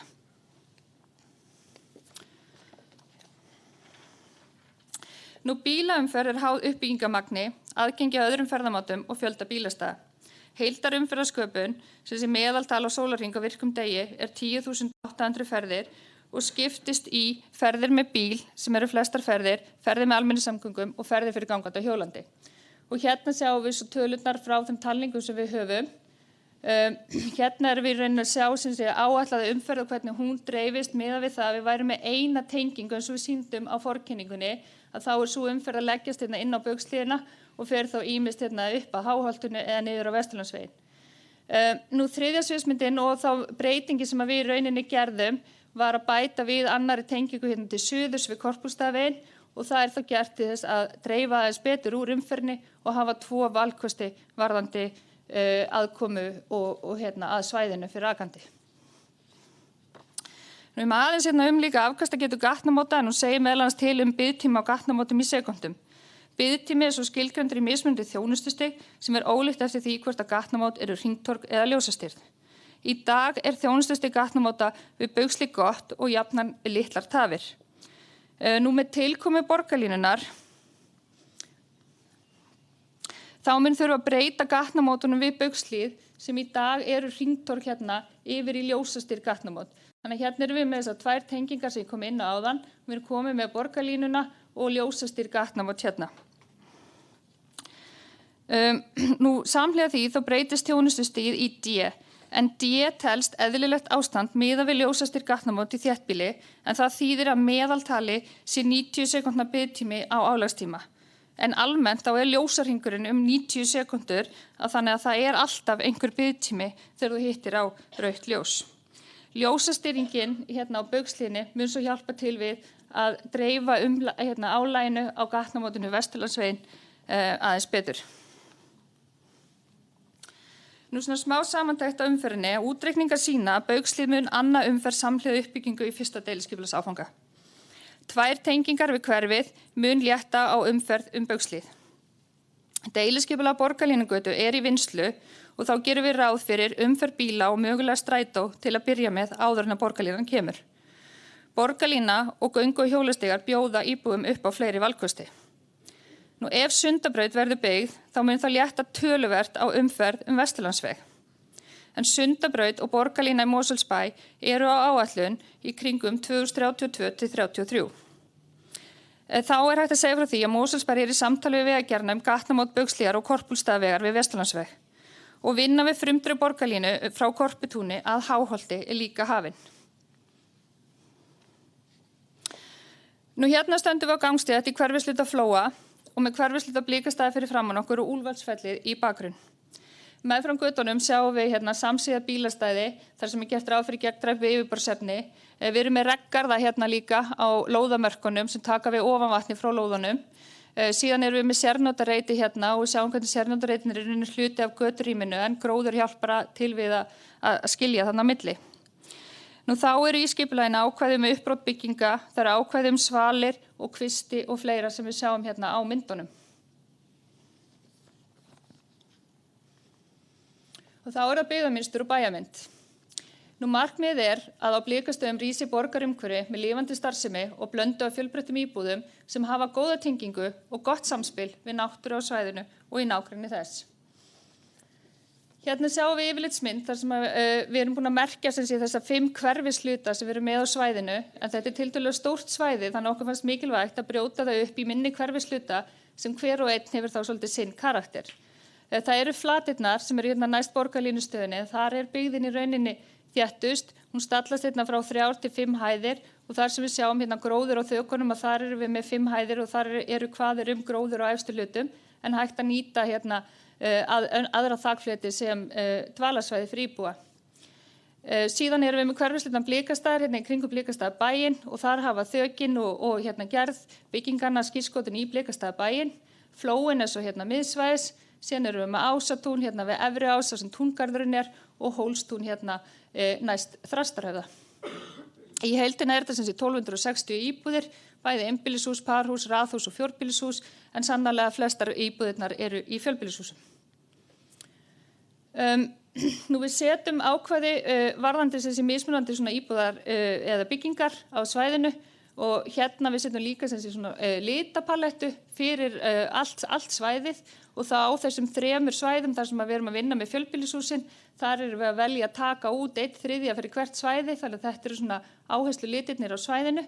Og hér sjáum við þessi svona sniðmynd í gegn sem sýnir okkar með samspili hérna frá Borgarlínugötunni, þar sem eru lifandi jarðhæðir og tengjast á götumyndinni. Það eru bílastæði neðanjarðar, inngarðar með gróðuri og leiktækjum og svo samspili hérna við Skálatúnslækinn.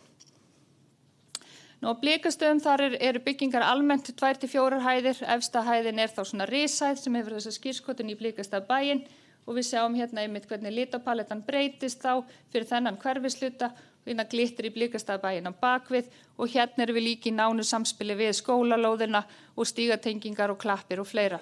Á þessu svæði einnig gert ráð fyrir 12 íbúðarsambýli og starfsemi á jarðhæðum í tengslu við Blikastaðarbæinn.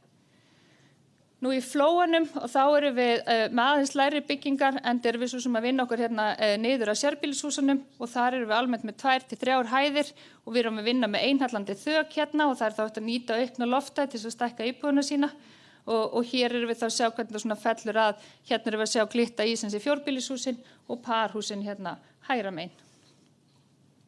Nú síðan í restina þá það sérbýlishúsin og þetta eru fjölbreyttir gerðir sérbýlishúsa og við sjáum hérna myndirnar sem sýna okkur svona ólíkar þyrpingar og hérna erum við að sjá sem sé þyrpingu af fjórbýlishúsum og hér sjáum við raðhúsin og þau leggjast hérna upp að hérna Efraási og Klapparsvæðinu og niður að Skálatúnslæknum, síðan erum við með parhúsin og einbýlishúsin og þá í gildi í rauninni allir litirnir úr heildar litarpalettunni. Svo ætla ég að sýna ykkur hérna annað vídeó.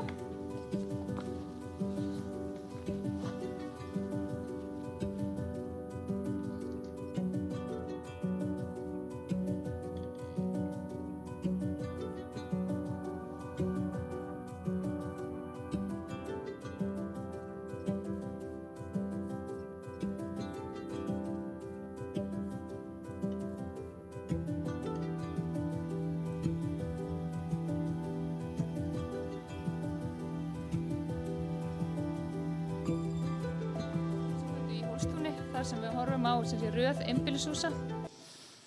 En við teljum að með þeirri einstöku alúð og natni sem lögð hefur verið í hugsun og hönnun þessa hverfis, þá sjáum við fyrir okkur að Blikastalandið verði góð viðbót við Mosó og þau gæði sem að sveitarfélagi býður upp á. Meiri Mosó fyrir fólk, náttúru og aukin lífsgæði. Takk fyrir.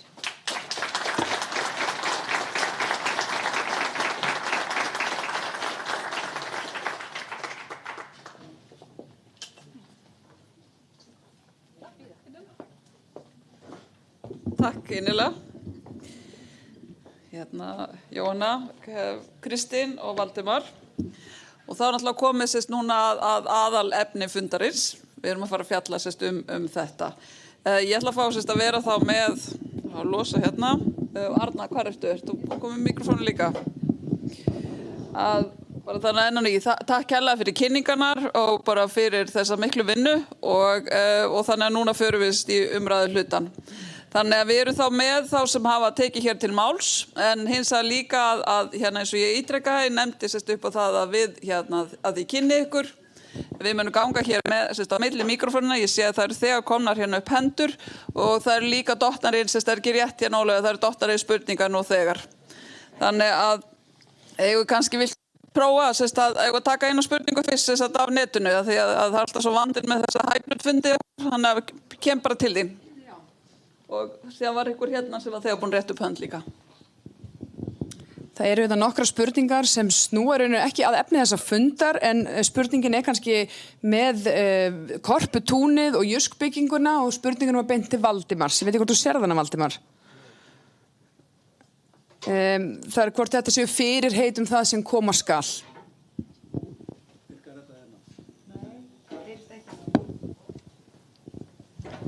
Má ekki bara standa hér. Spurningin hversu líklegt að þessar teikningar sem arkitektin sýnir núna haldi, svona sett í samhengi við það sem íbúðum kynnt og breyttist í grátt jysk gímald. Ég skil þessa spurningu og skiljanlega þá hefur fólk áhyggjur af því að þetta breytist eitthvað.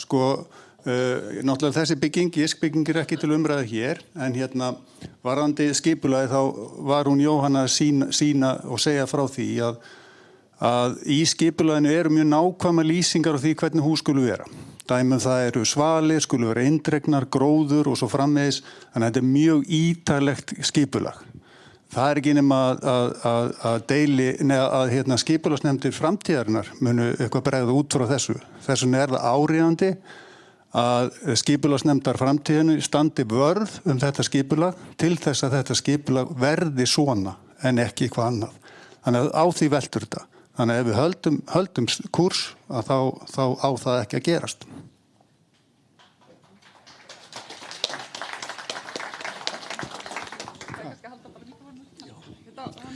Já, halló, góðan dag. Takk fyrir fundin.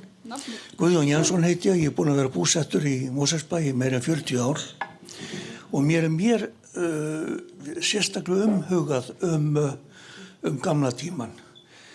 Hér í okkar bæjarfélagi þá innan við 10 hús sem eru komin á þann aldur að njóta minjaverndar. Þar á meðal eitt hús, gamalt, sem tilheyrir Blikastaðabænum og það elsta húsið sem þar varðveitt. Og mér skilst að þetta sé 4. elsta húsið í Mosfellsbæ. Það var ekkert vikið að því. Þarna væri tilvali til dæmis að hafa litla kaffistofu, til dæmis eins og taka fyrirmyndina frá Fjörukráni og Hellnum út á Snæfellsnesi eða eitthvað slíkt, eitthvað opið, en endilega hugið að gömlu húsunum í Mosfellsbænum. Þau eru gott veganesti til að minna okkur á eldri tíman og þá nægjusemi sem fyrri kynslóðir tömdu sér. En við í dag viljum alveg gleyma okkur í öllu brjálæðinu. Og mér finnst 36 íbúðir á hektara vera býsna bratt. Takk fyrir. Er eitthvað sem myndi vilja taka annars vegar það sem að tala þéttleikan og hins vegar varðandi vernd á gömlum húsum? Jóhanna eða Kristín? Já. Takk fyrir þessa brýningu varðandi húsin. Vissulega er það þannig að við gerum ráð fyrir í gamla bænum verði verslun og þjónusta og landeigendur og við viljum endilega að það þróist áfram og þarna verður tækifæri fyrir fólk að koma inn í þessu hús. Það er mjög skemmtilegt en auðvitað þarf að gera mikla breytingar. Í greiningunum og gögnunum þá förum við í húsaskráningu og minjaskráningar. Þannig að við erum að gera þeim skil. Það kannski gefst ekki alveg tími og svona fundi til þess að fara yfir hússkráninguna en hún er aðgengileg á vefnum. Og við munum reyna að þróa það áfram. Það er alveg rétt. Varðandi þéttleikan, það kannski var ekki beint alveg spurning, en við erum auðvitað að reyna að sýna fram á landnýtingu, eins og ég nefndi, sem að kemur fram í svæðisskipulagi að við höfum tækifæri til þess að nýta land betur og við teljum að með þessari byggð sem að hér er verið að þróa sé verið að búa bæti blöndun, en líka manneskilegt umhverfi, vegna þess að það skiptir líka miklu máli hvernig umhverfi er hannað þegar að verið er að vinna með þéttleika.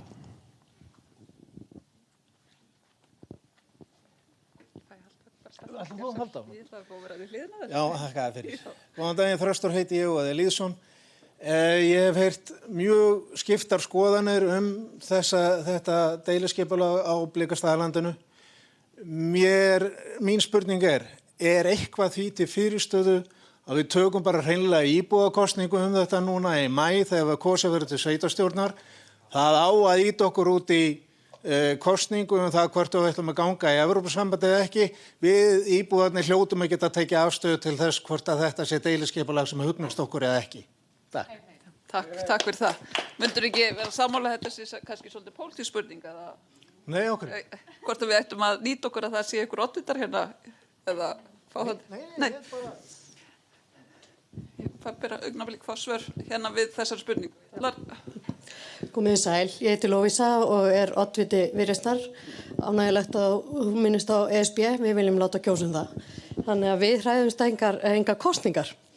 En ég ætla að bara fyrir hönd hérna meiri hlutans segja eftirfarandi að það er mjög mikilvægt að hafa það í huga að hérna erum við að fjalla mál sem hefur verið til umfjöllunar í mjög langan tíma hérna hjá sveitarfélaginu og það hefur verið til umfjöllunar að minnstakosti í 2 skipulagsnefndum á 2 samlíkjandi kjörtímabilum þar sem að hefur verið gríðarlega góð samstaða alla vinnslu málsins við skipulagið og það er rétt að taka það fram að það eru fólk sem var í minni hluta á síðasta kjörtímabili, meiri hluta núna og öfugt sem hefur unnið að þessu saman og við erum öll sammála vegferðina og það er gríðarlega mikilvægt þegar við erum að hugsa lýðræði í samfélaginu að við búum við fulltrúalýðræði og hér hafa fulltrúar allir sem að komust inn í bæjarstjórn hafa haft tækifæri til þess að tjá sig málið og eru sammála það. Þar fyrir utan erum við í miðri á þegar það kemur að lýðræðislegu ferli málsins. Við erum eins og Valdimar fór yfir mjög ítarlega áðan, við erum núna á 4. opna fundinum, fjórða opna fundinum þetta mál fyrir utan aðrar auglýsingar. Þannig að fólk hefur getað sent inn athugasemdir og það hefur getað tjáð sig á þessum fundum og skipulagið það hefur tekið breytingum í þeirri vinnu sem hefur átt sér stað. Það hefur ekki verið eins allan tíman vegna þess að við höfum hlustað á fólk, við viljum hlusta á fólk, við erum í þeirri miðri vegferð núna, þannig að ég velti fyrir mér hvað það sem við eigum að kjósa akkurat á þessari stundu. Við erum að kalla eftir athugasemdunum. Þannig að okkar upplegg klárum það lýðræðislega ferli sem að lögin gera ráð fyrir að við förum í. Takk fyrir. Takk fyrir, Lovísa. Hérna, gjör svo vel. Ég fæ að halda. Já, Sveinn Óskar Sigurðsson heiti ég og ég þakka fyrir góðan fund og vandað efni sem við erum að fá þó mér finnst að það mætti vera meira málsett eins og við komum að áður. En spurning mín er nokkur atriði. Það kom þetta mynd af svokallum stofn hjólreiðastígum. Spurning mín lítur á því að milli hrossaskjóls og hérna niður að korpunni eða ánni hérna sem við erum með fyrir framan okkur, þá virðist ekki vera hjólreiðastígur þar á milli til að tengja þessa leiðina frá bílastæðinu hjá golfvellinum niður að svæðinu sem þá syðri hjólreiða ásinum að orða þannig. Þannig að ég sá það ekki gerast. Þannig að mann fannst svona þessi þáttur dálítið sérstakur. Númer 2, ég nú ekki mikill aðdáðandi borgarlínu en ég býst að þessi strætó mun nú eitthvað ganga og ljósastýrð gatnamót á Baugshlíðina á þessum stað miðað við þessar tölur umferðarmagn sem að komið þarna upp á skjáin ykkar færir umferðina bara inn í bæ eða biðraða myndunin mun eiga sér stað á Baugshlíðinni inn í byggð sem mun mynda þannig að átt að keyra þetta með skipulagðum hætti þá inn á Vesturlandsveg. Þannig að mér langar aðeins að ræða vegna þetta atriði þegar kemur ljósastýrð gatnamót þarna þá verða það ekki eins afkasta mikil. Og þetta náttúrulega auðvitað til þess að mynda sérrými og auka flæði borgarlínu. En annað sem ég ætla að bæta við, það með börnin þarna og aksturinn. Hann mun aukast mjög mikið út af umferðarmagni. Verður komið fyrir einhvers konar brúm eða undirgöngu fyrir börnin inn á þessi skólasvæði. Þetta eru þessar 3 spurningar sem ég vildi svona efnislega koma fram með og annars þakka ég bara fyrir fína fund. Takk. Hver að ykkur myndi vilja taka þá spurningu? Það sé kannski líka var að hugsa hvort Ólafur geti tekkað bara þannig að setja ítrekka kóðan og slóðina. Þannig að við séum að fá fleiri spurningar. Rétt upp hætt. Sælbindis.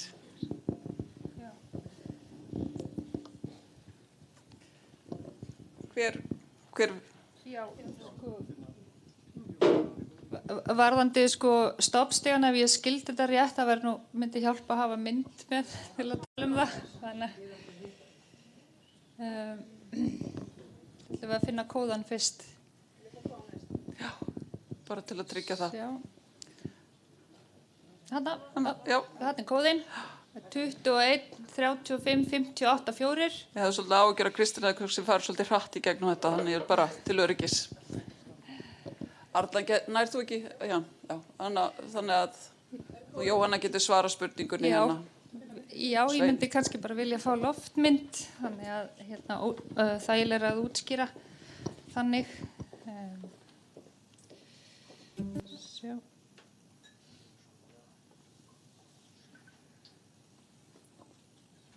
Og hérna sjáum við mynd.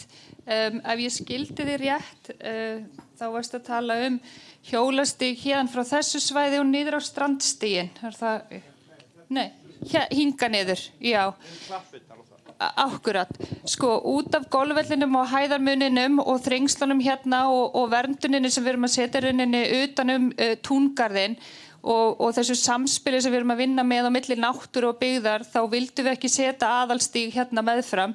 Þannig að það stígatenging hérna bara sem hluti af götunum, það gangstjættar hérna meðfram götunum, þannig að það væri í rauninni kannski stysta tengingin hér, en síðan tengir þessi stígur sig inn á stíg sem liggur hérna í gegnum golfvöllin og þessi heldur áfram hérna niður í Blikastaðakróna, þannig að þeir tengjast báðir áfram hérna niður á strandstígin.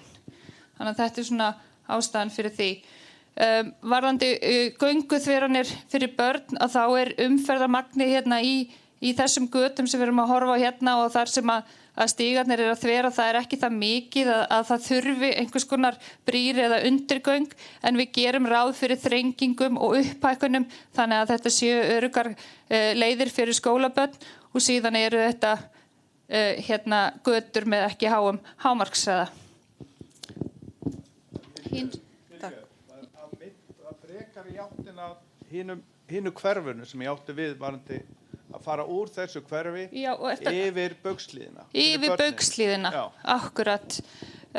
Við skoðum það svo sem ekki í þessu verkefni, en hérna, þannig að Berglind, vilt þú bæta ykkur við varandi það?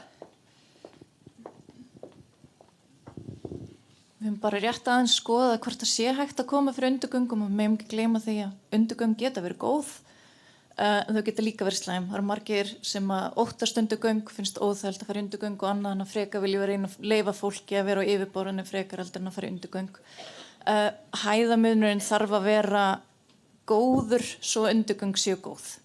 Ef það þannig að undirgöng, bara svolítið eins og í hverfinu mínu, þá kom bara undirgöngin og þú þarf að vera tröppur til þess að fara niður, svo þarf að vera aftur upp tröppur til þess að koma þér aftur upp, og það gerist okkur með einsta degi að krakkarnir fara ekki undirgöngin hjá mér að því að sjónlengdirnar eru hræðilegar og þau þurfa að fara svo mikla krókaleið til að komast á göngin, þannig að þau freka lappa bara á götuna sem ekki neitt fyrir þau.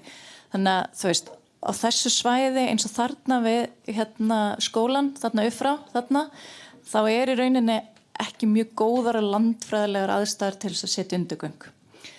En það ekki hluti af þessu verkefni vissulega og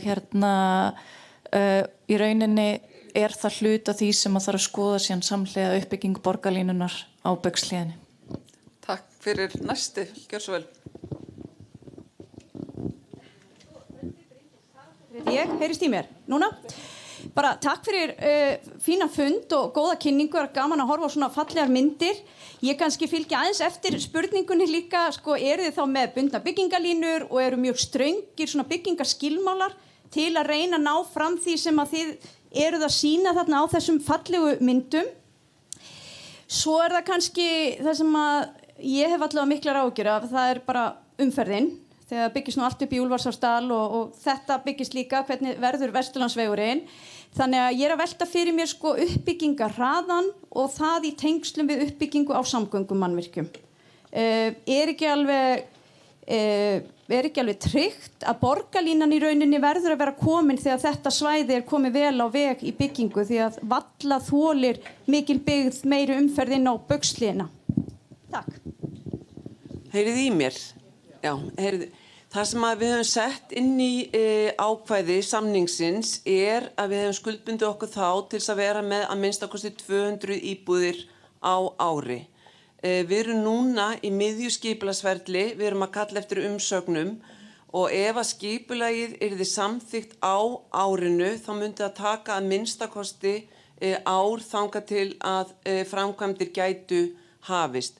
Þannig að við erum að tala nokkura ára uppbyggingatíma og í öllum gögnum og í samgöngusáttmálanum þá var þó að verkefni í heild sinni hafi verið fært til ársins 2040 að þá áætlað að borgarlínan komi hingað í Mosfellsbæ 2033.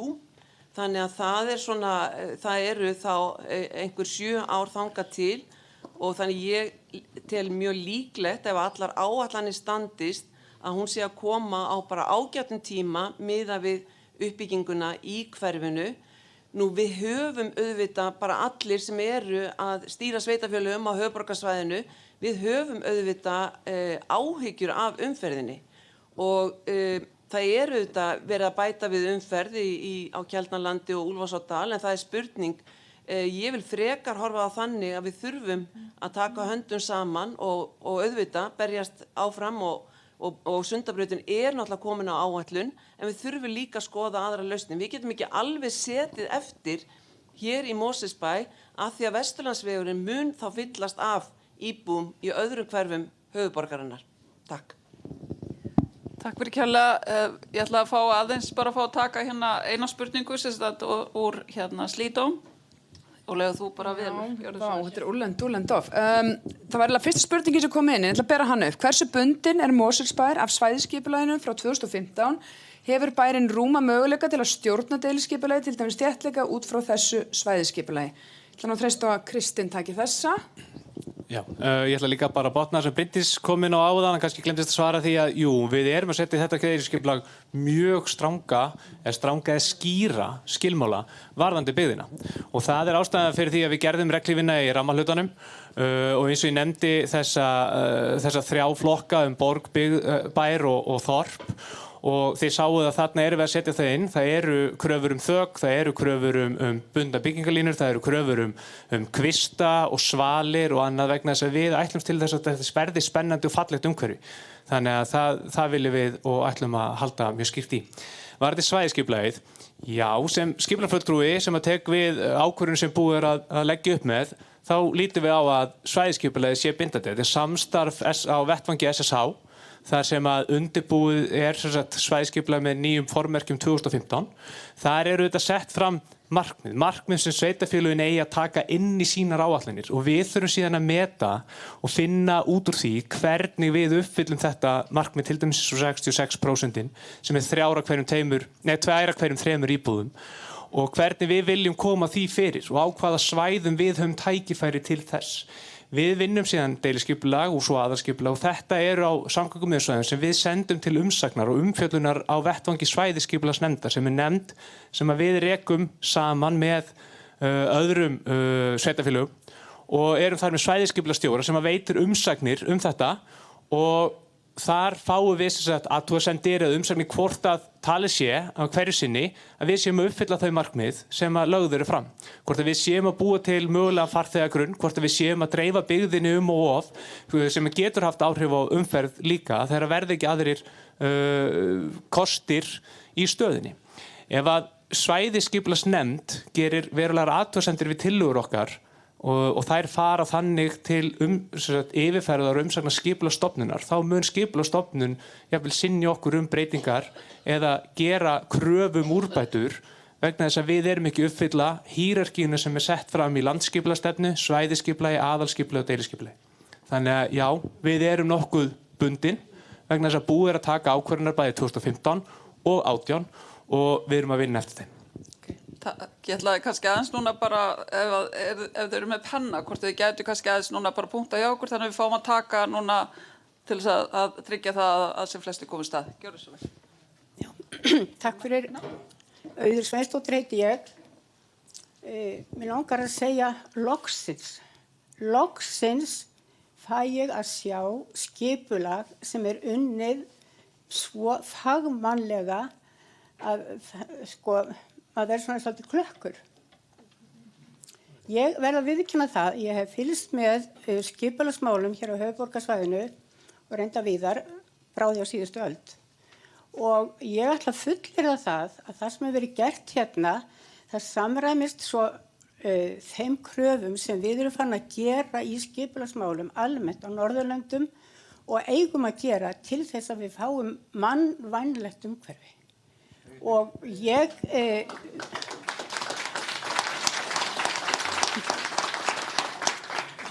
valla fleiri orð en þarna verið að fara frá A til Ö og vinna skipulaga að þáttum sem skiptir okkur manneskjur mjög miklu máli. Þetta engin spurning. Ég bara verð að hrósa ykkur og vona að þetta gangi eftir. Og mér langar til að fara með smá pistil vegna þess að ég held að það og það kom inn að líka upp þörfin til að njóta náttúrunnar á sér djúpar rætur í manninum og ef það slitna og við missum tengslin, missum við líka mikilvægan hluta af sjálfum okkur. Hérna getum við kannski náð líka í einhverja rætur. Takk fyrir. Takk.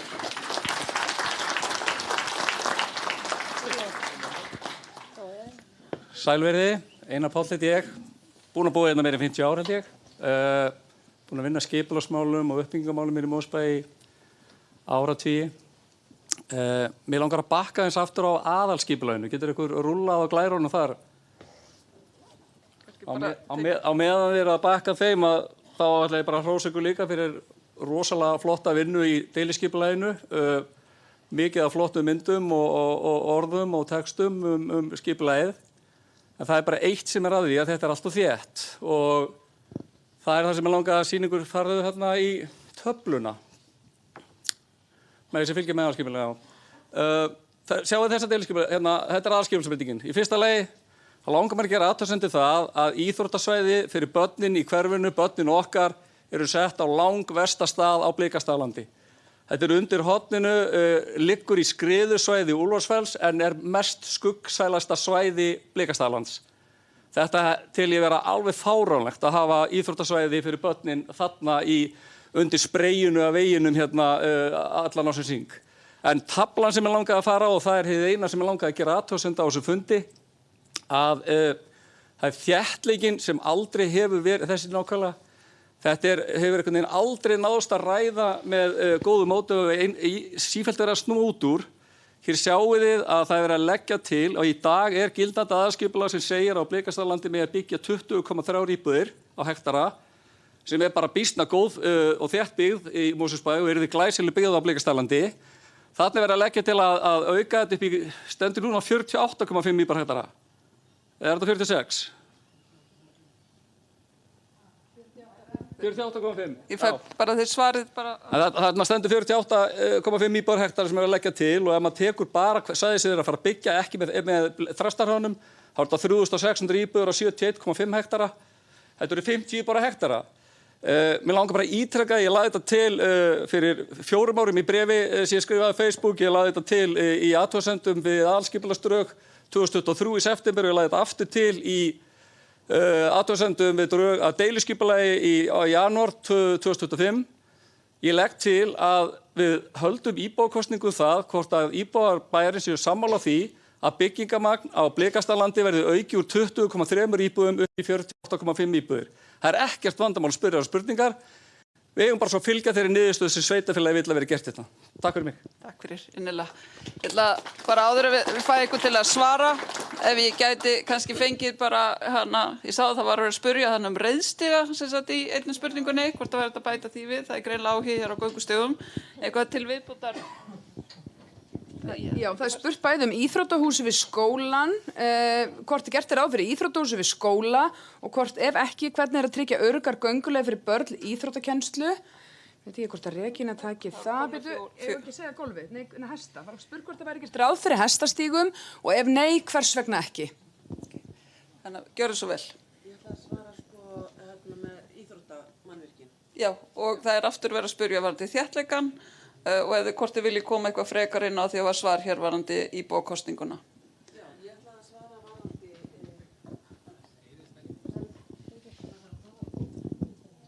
ætla að svara... Má sjá? Hvað er í gangi? Núna?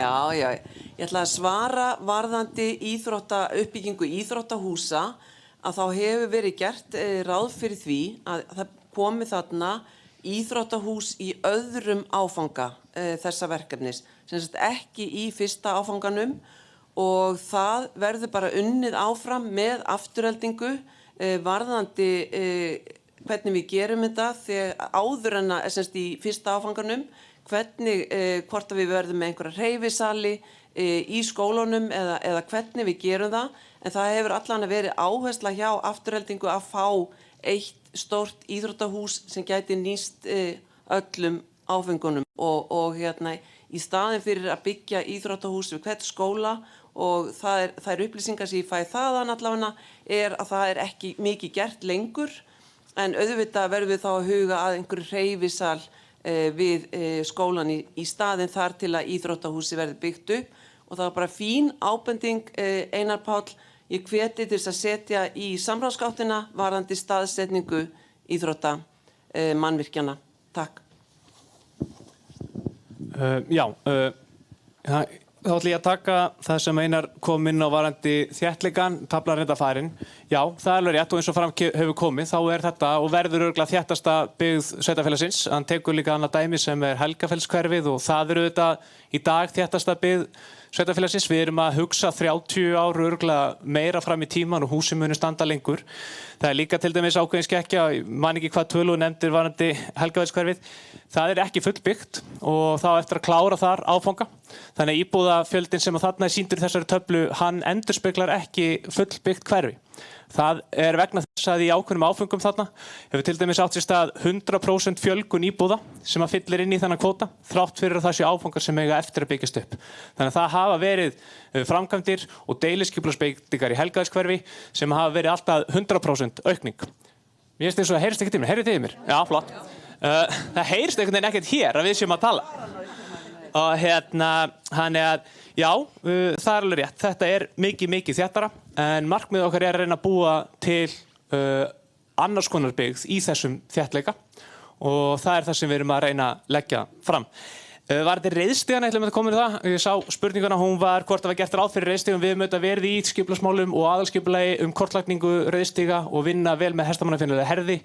Þegar að þetta var í svona ramma hugmyndum, það var svona verið að hugsa hvort að verða að tengja það sögulega inn í hverfið. Þegar við förum síðan í kortlagningu og gera innviðina og göturnar og stígana, þannig vitum við það að hestar eru þetta kvikar skepnur og það getur bara verið mjög erfitt að vinna það samspil að gera góða reiðstíga sem aðgreina frá hjólum eða gangandi eða stígum eða þvera götur, þannig að það þykir bara ekki heppileg sambúð á þessum stað. En reiðstígarnir eru þetta þarna nálægt, þannig að já, það er eiginlega með þetta ákvörðun það við komumst ekki því miður með hestana inn á þetta svæði eins og kannski fyrstu myndir gerðu væntingar til þó að það hafi verið reynt. Var ekki það búið að svara öllum spurningar sem voru komna fram eða ekki? Arna, gjör svo vel, þín megin. Já, koma til þín. Já, ég ætla að vera hérna megin, sko. Komið sæl, Ragnheiður Ríkharðsdóttir heiti ég. Ég ætla að gera eins og fleiri og þakka fyrir þessa kynningu. Ég man nú bara ekki eftir að hafa séð talaða jafn mikill ástríðu deiluskipulag hér í Mosfellsbæ frá því að ég flutti hér í sveitina 1976 og er búin að búa hér í 50 ár. Þannig að hönnuðurinn fær alveg 10 í einkunn fyrir að tala fyrir þessu deiluskipulagi og þetta eru flottar myndir og það er skemmtilegt landslag í húsagerðinni. Ég er nú ótrúlega lítið fyrir forræðishyggju þannig að litapaletturnar allar sem á að skikka fólk til þess að hafa á einbýlishúsum sínum og öðru, ég er ekki alveg þar en ég er ekki fylgjandi borgarlínu, svo það sé nú sagt og mér virkilega óar við þessum þéttleika á Blikastaðalandinu.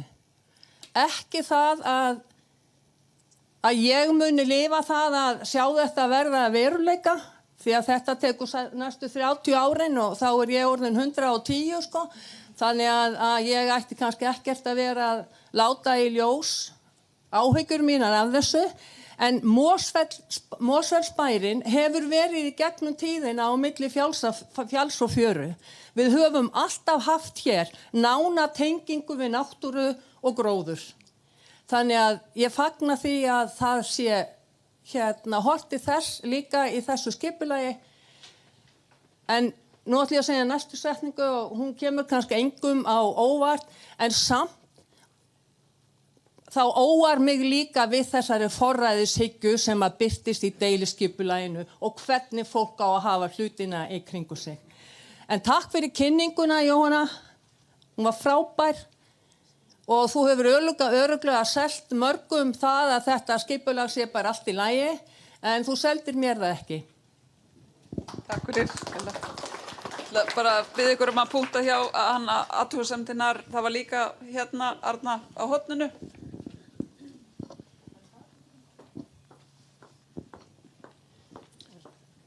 góðan daginn, Ásgeir heiti ég, Erlendsson, og búinn að búa hérna svo sem á og til í síðustu 30 árin.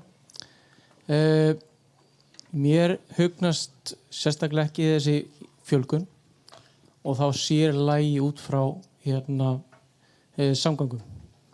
Þið talaði að bæta við umferðarljósum og hann benti á því svöruðu undir ekki spurninguna var það að fá umferðina þá niður í hverfið þar sem að það myndast raðir í þeir sem hafa keyrt þetta hringtorg við Vestlandsveginn að þeir sem þurfa að koma upp úr hverfinu að það nú ekki auðvelt að gera það í dag hvað þá þeir eru búin að setja aukna umferð þarna og umferðljós fyrir neðan sem mun þá auka ennþá frekar á umferðina hana.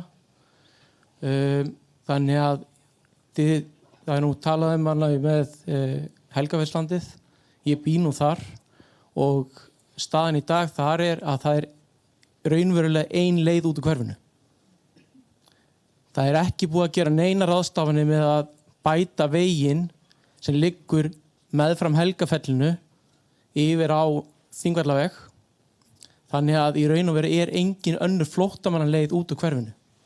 Þannig að fara að bæta við byggð og íbúum í þetta hverfi og samt í raun að bæta ekki betur í raun og samgöngur hann í kring að þetta mun held ég aldrei ganga upp.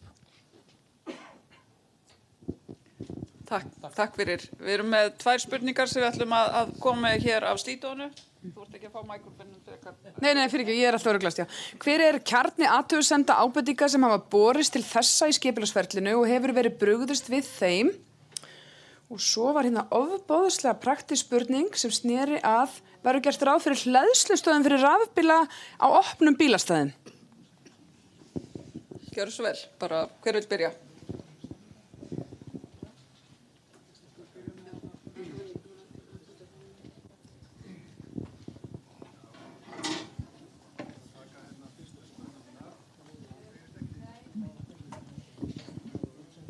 Þið núna? Frábært. Ég ætla að taka hérna fyrstu spurninguna sem kom frá Ragnheiði Ríkharðsdóttur sem að ég trúi ekki á sér búin að verða í 50 ár.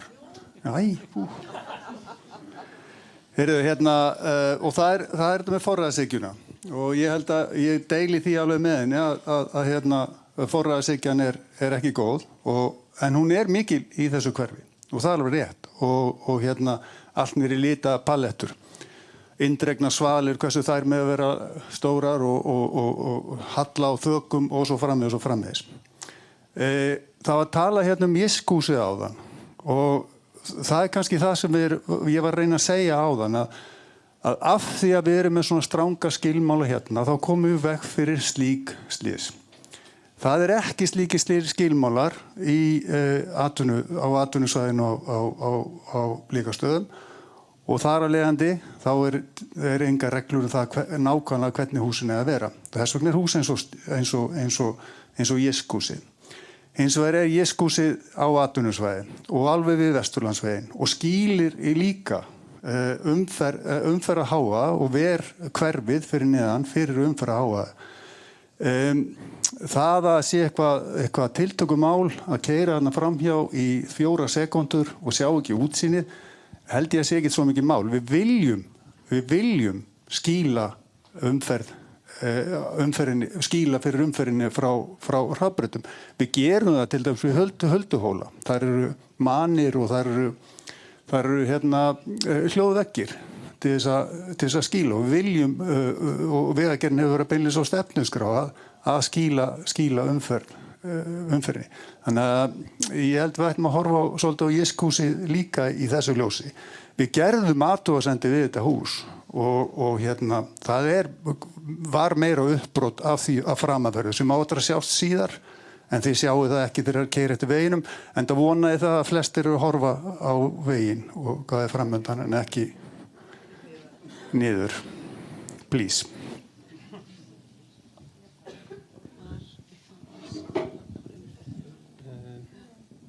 Já, ég ætla að bæta aðeins við varandi út að koma aðeins inn á tengingar.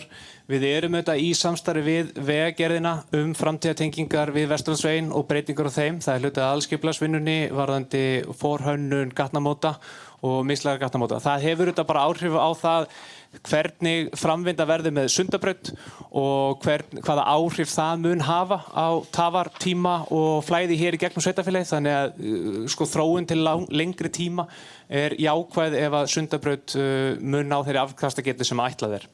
En við erum í þessu samtali við Vegagerðina bæði varðandi Baugshlíðina og Korpúlfsstaðaveginn.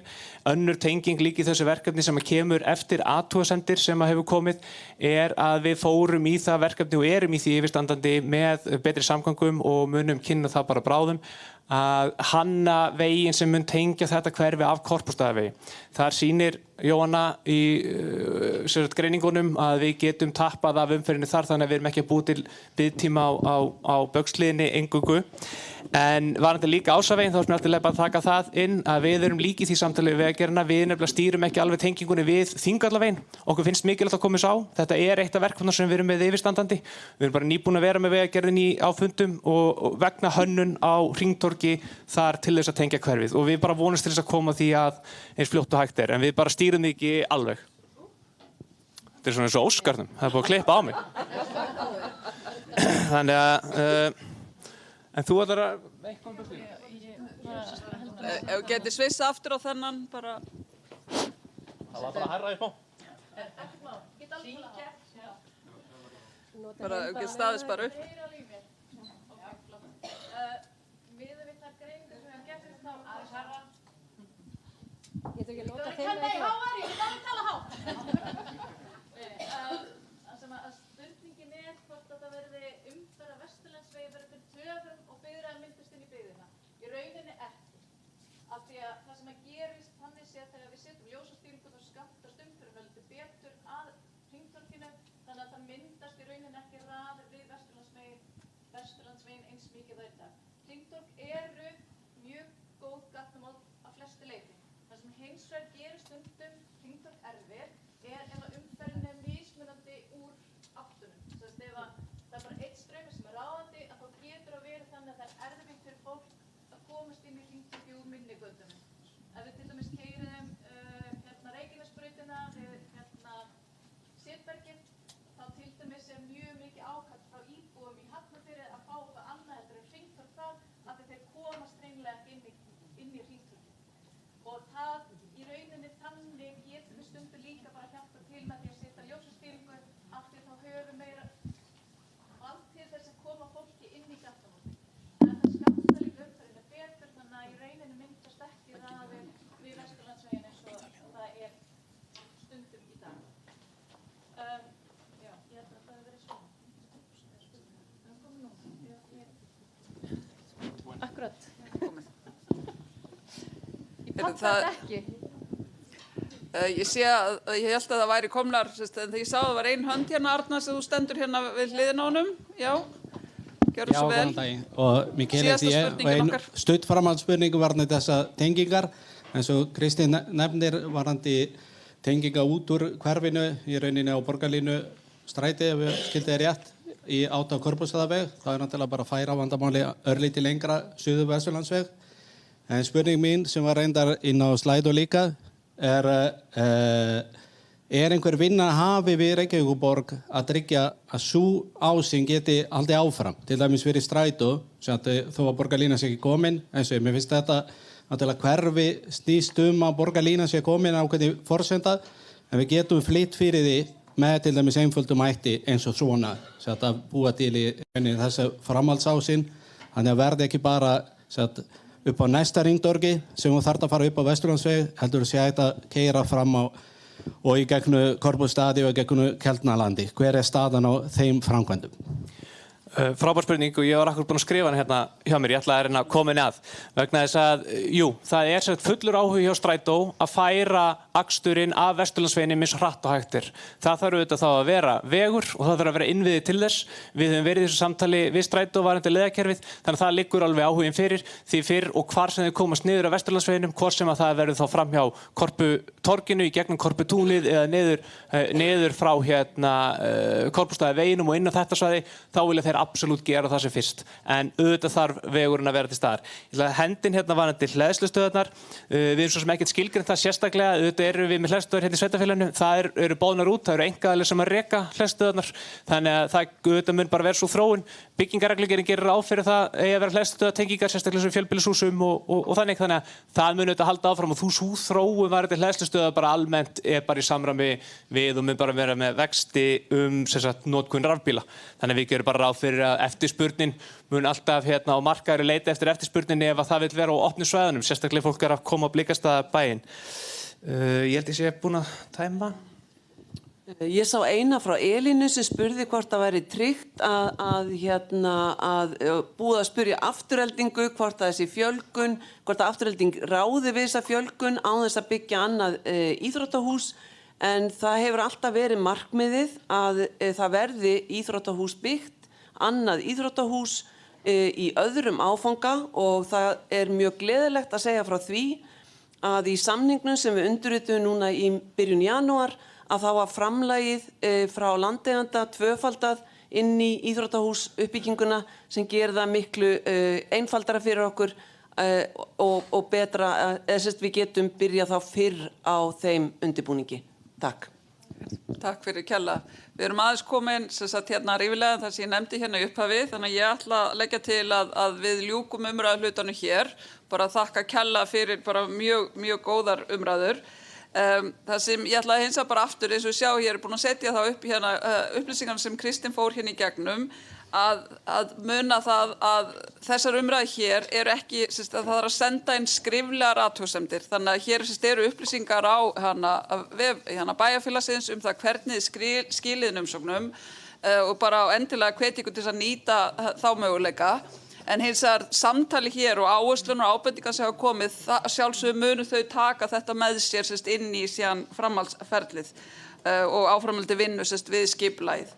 Þannig ég held að við vorum búin að renna í gegnum að það væru fyrir utan þessar spurningu sem kom hérna fram varðandi Slítóið, en ég ætlaði þá bara að fá að gefa henni Regínu orðið til þess að loka fundunum og fá að þakka ykkur kjalla fyrir hafa verið svo hlýðnir við mig. Bara takk fyrir.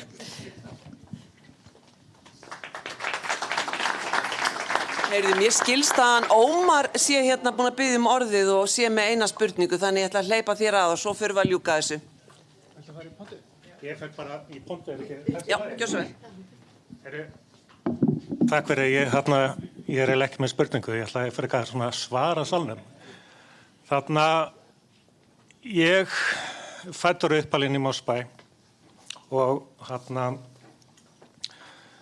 ég búi hérna allar minni tíð, reyndar þá kom held ég langaði minn hérna 1890, svo ég átaldi langa rætur og svona bærinn í hjarta mínu.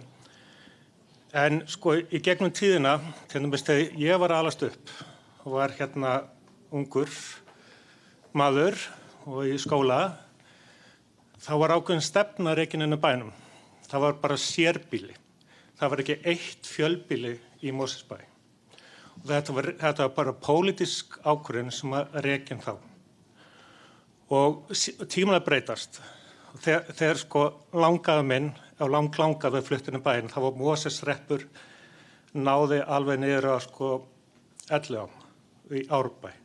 Svo færist hann alltaf lengur og lengur upp af Reykjavík, kemur alltaf nær og tímanu breytast og samsetning og íbúðum breytist. Og kynslóðin sem er að koma núna upp, hún með allt aðra hugmyndir heldur en sko langaði minn var með og ég sjálfur.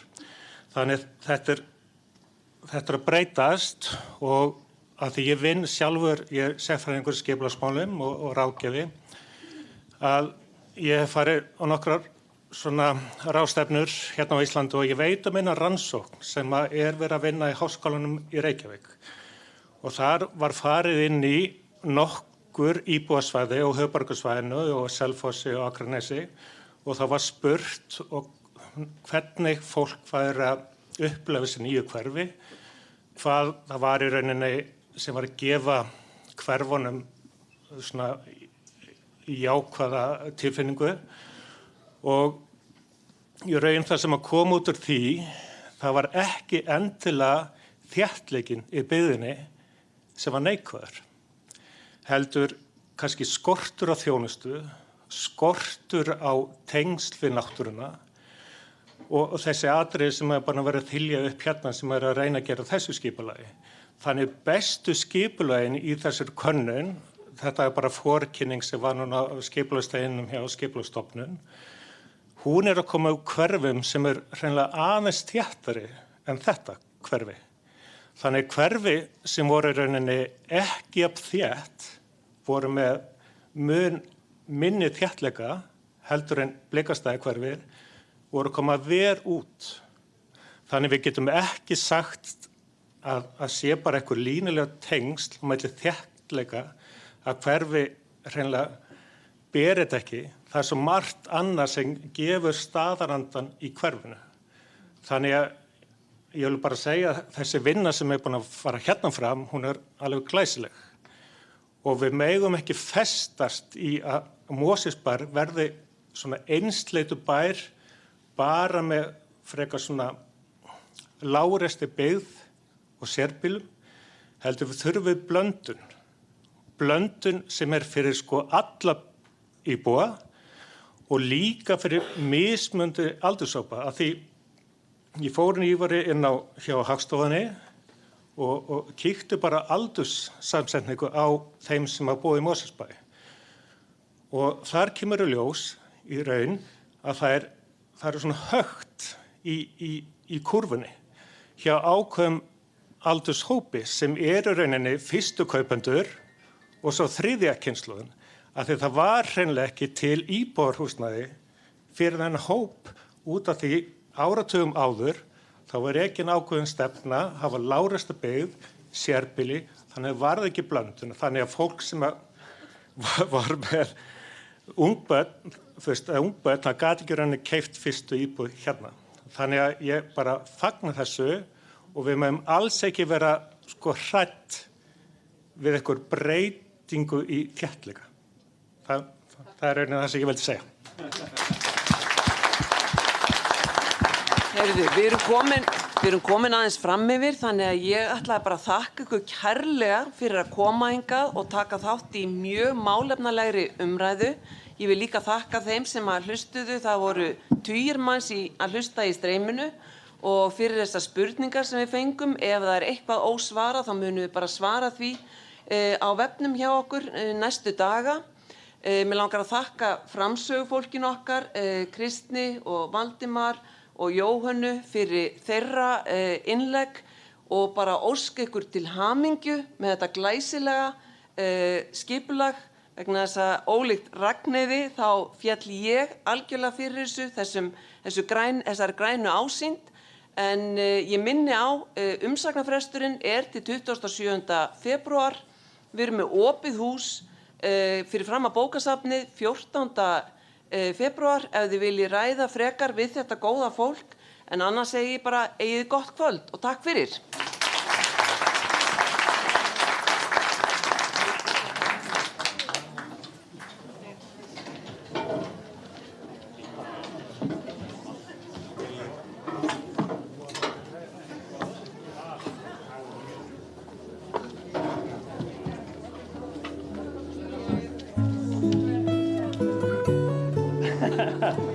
Ég var orðinn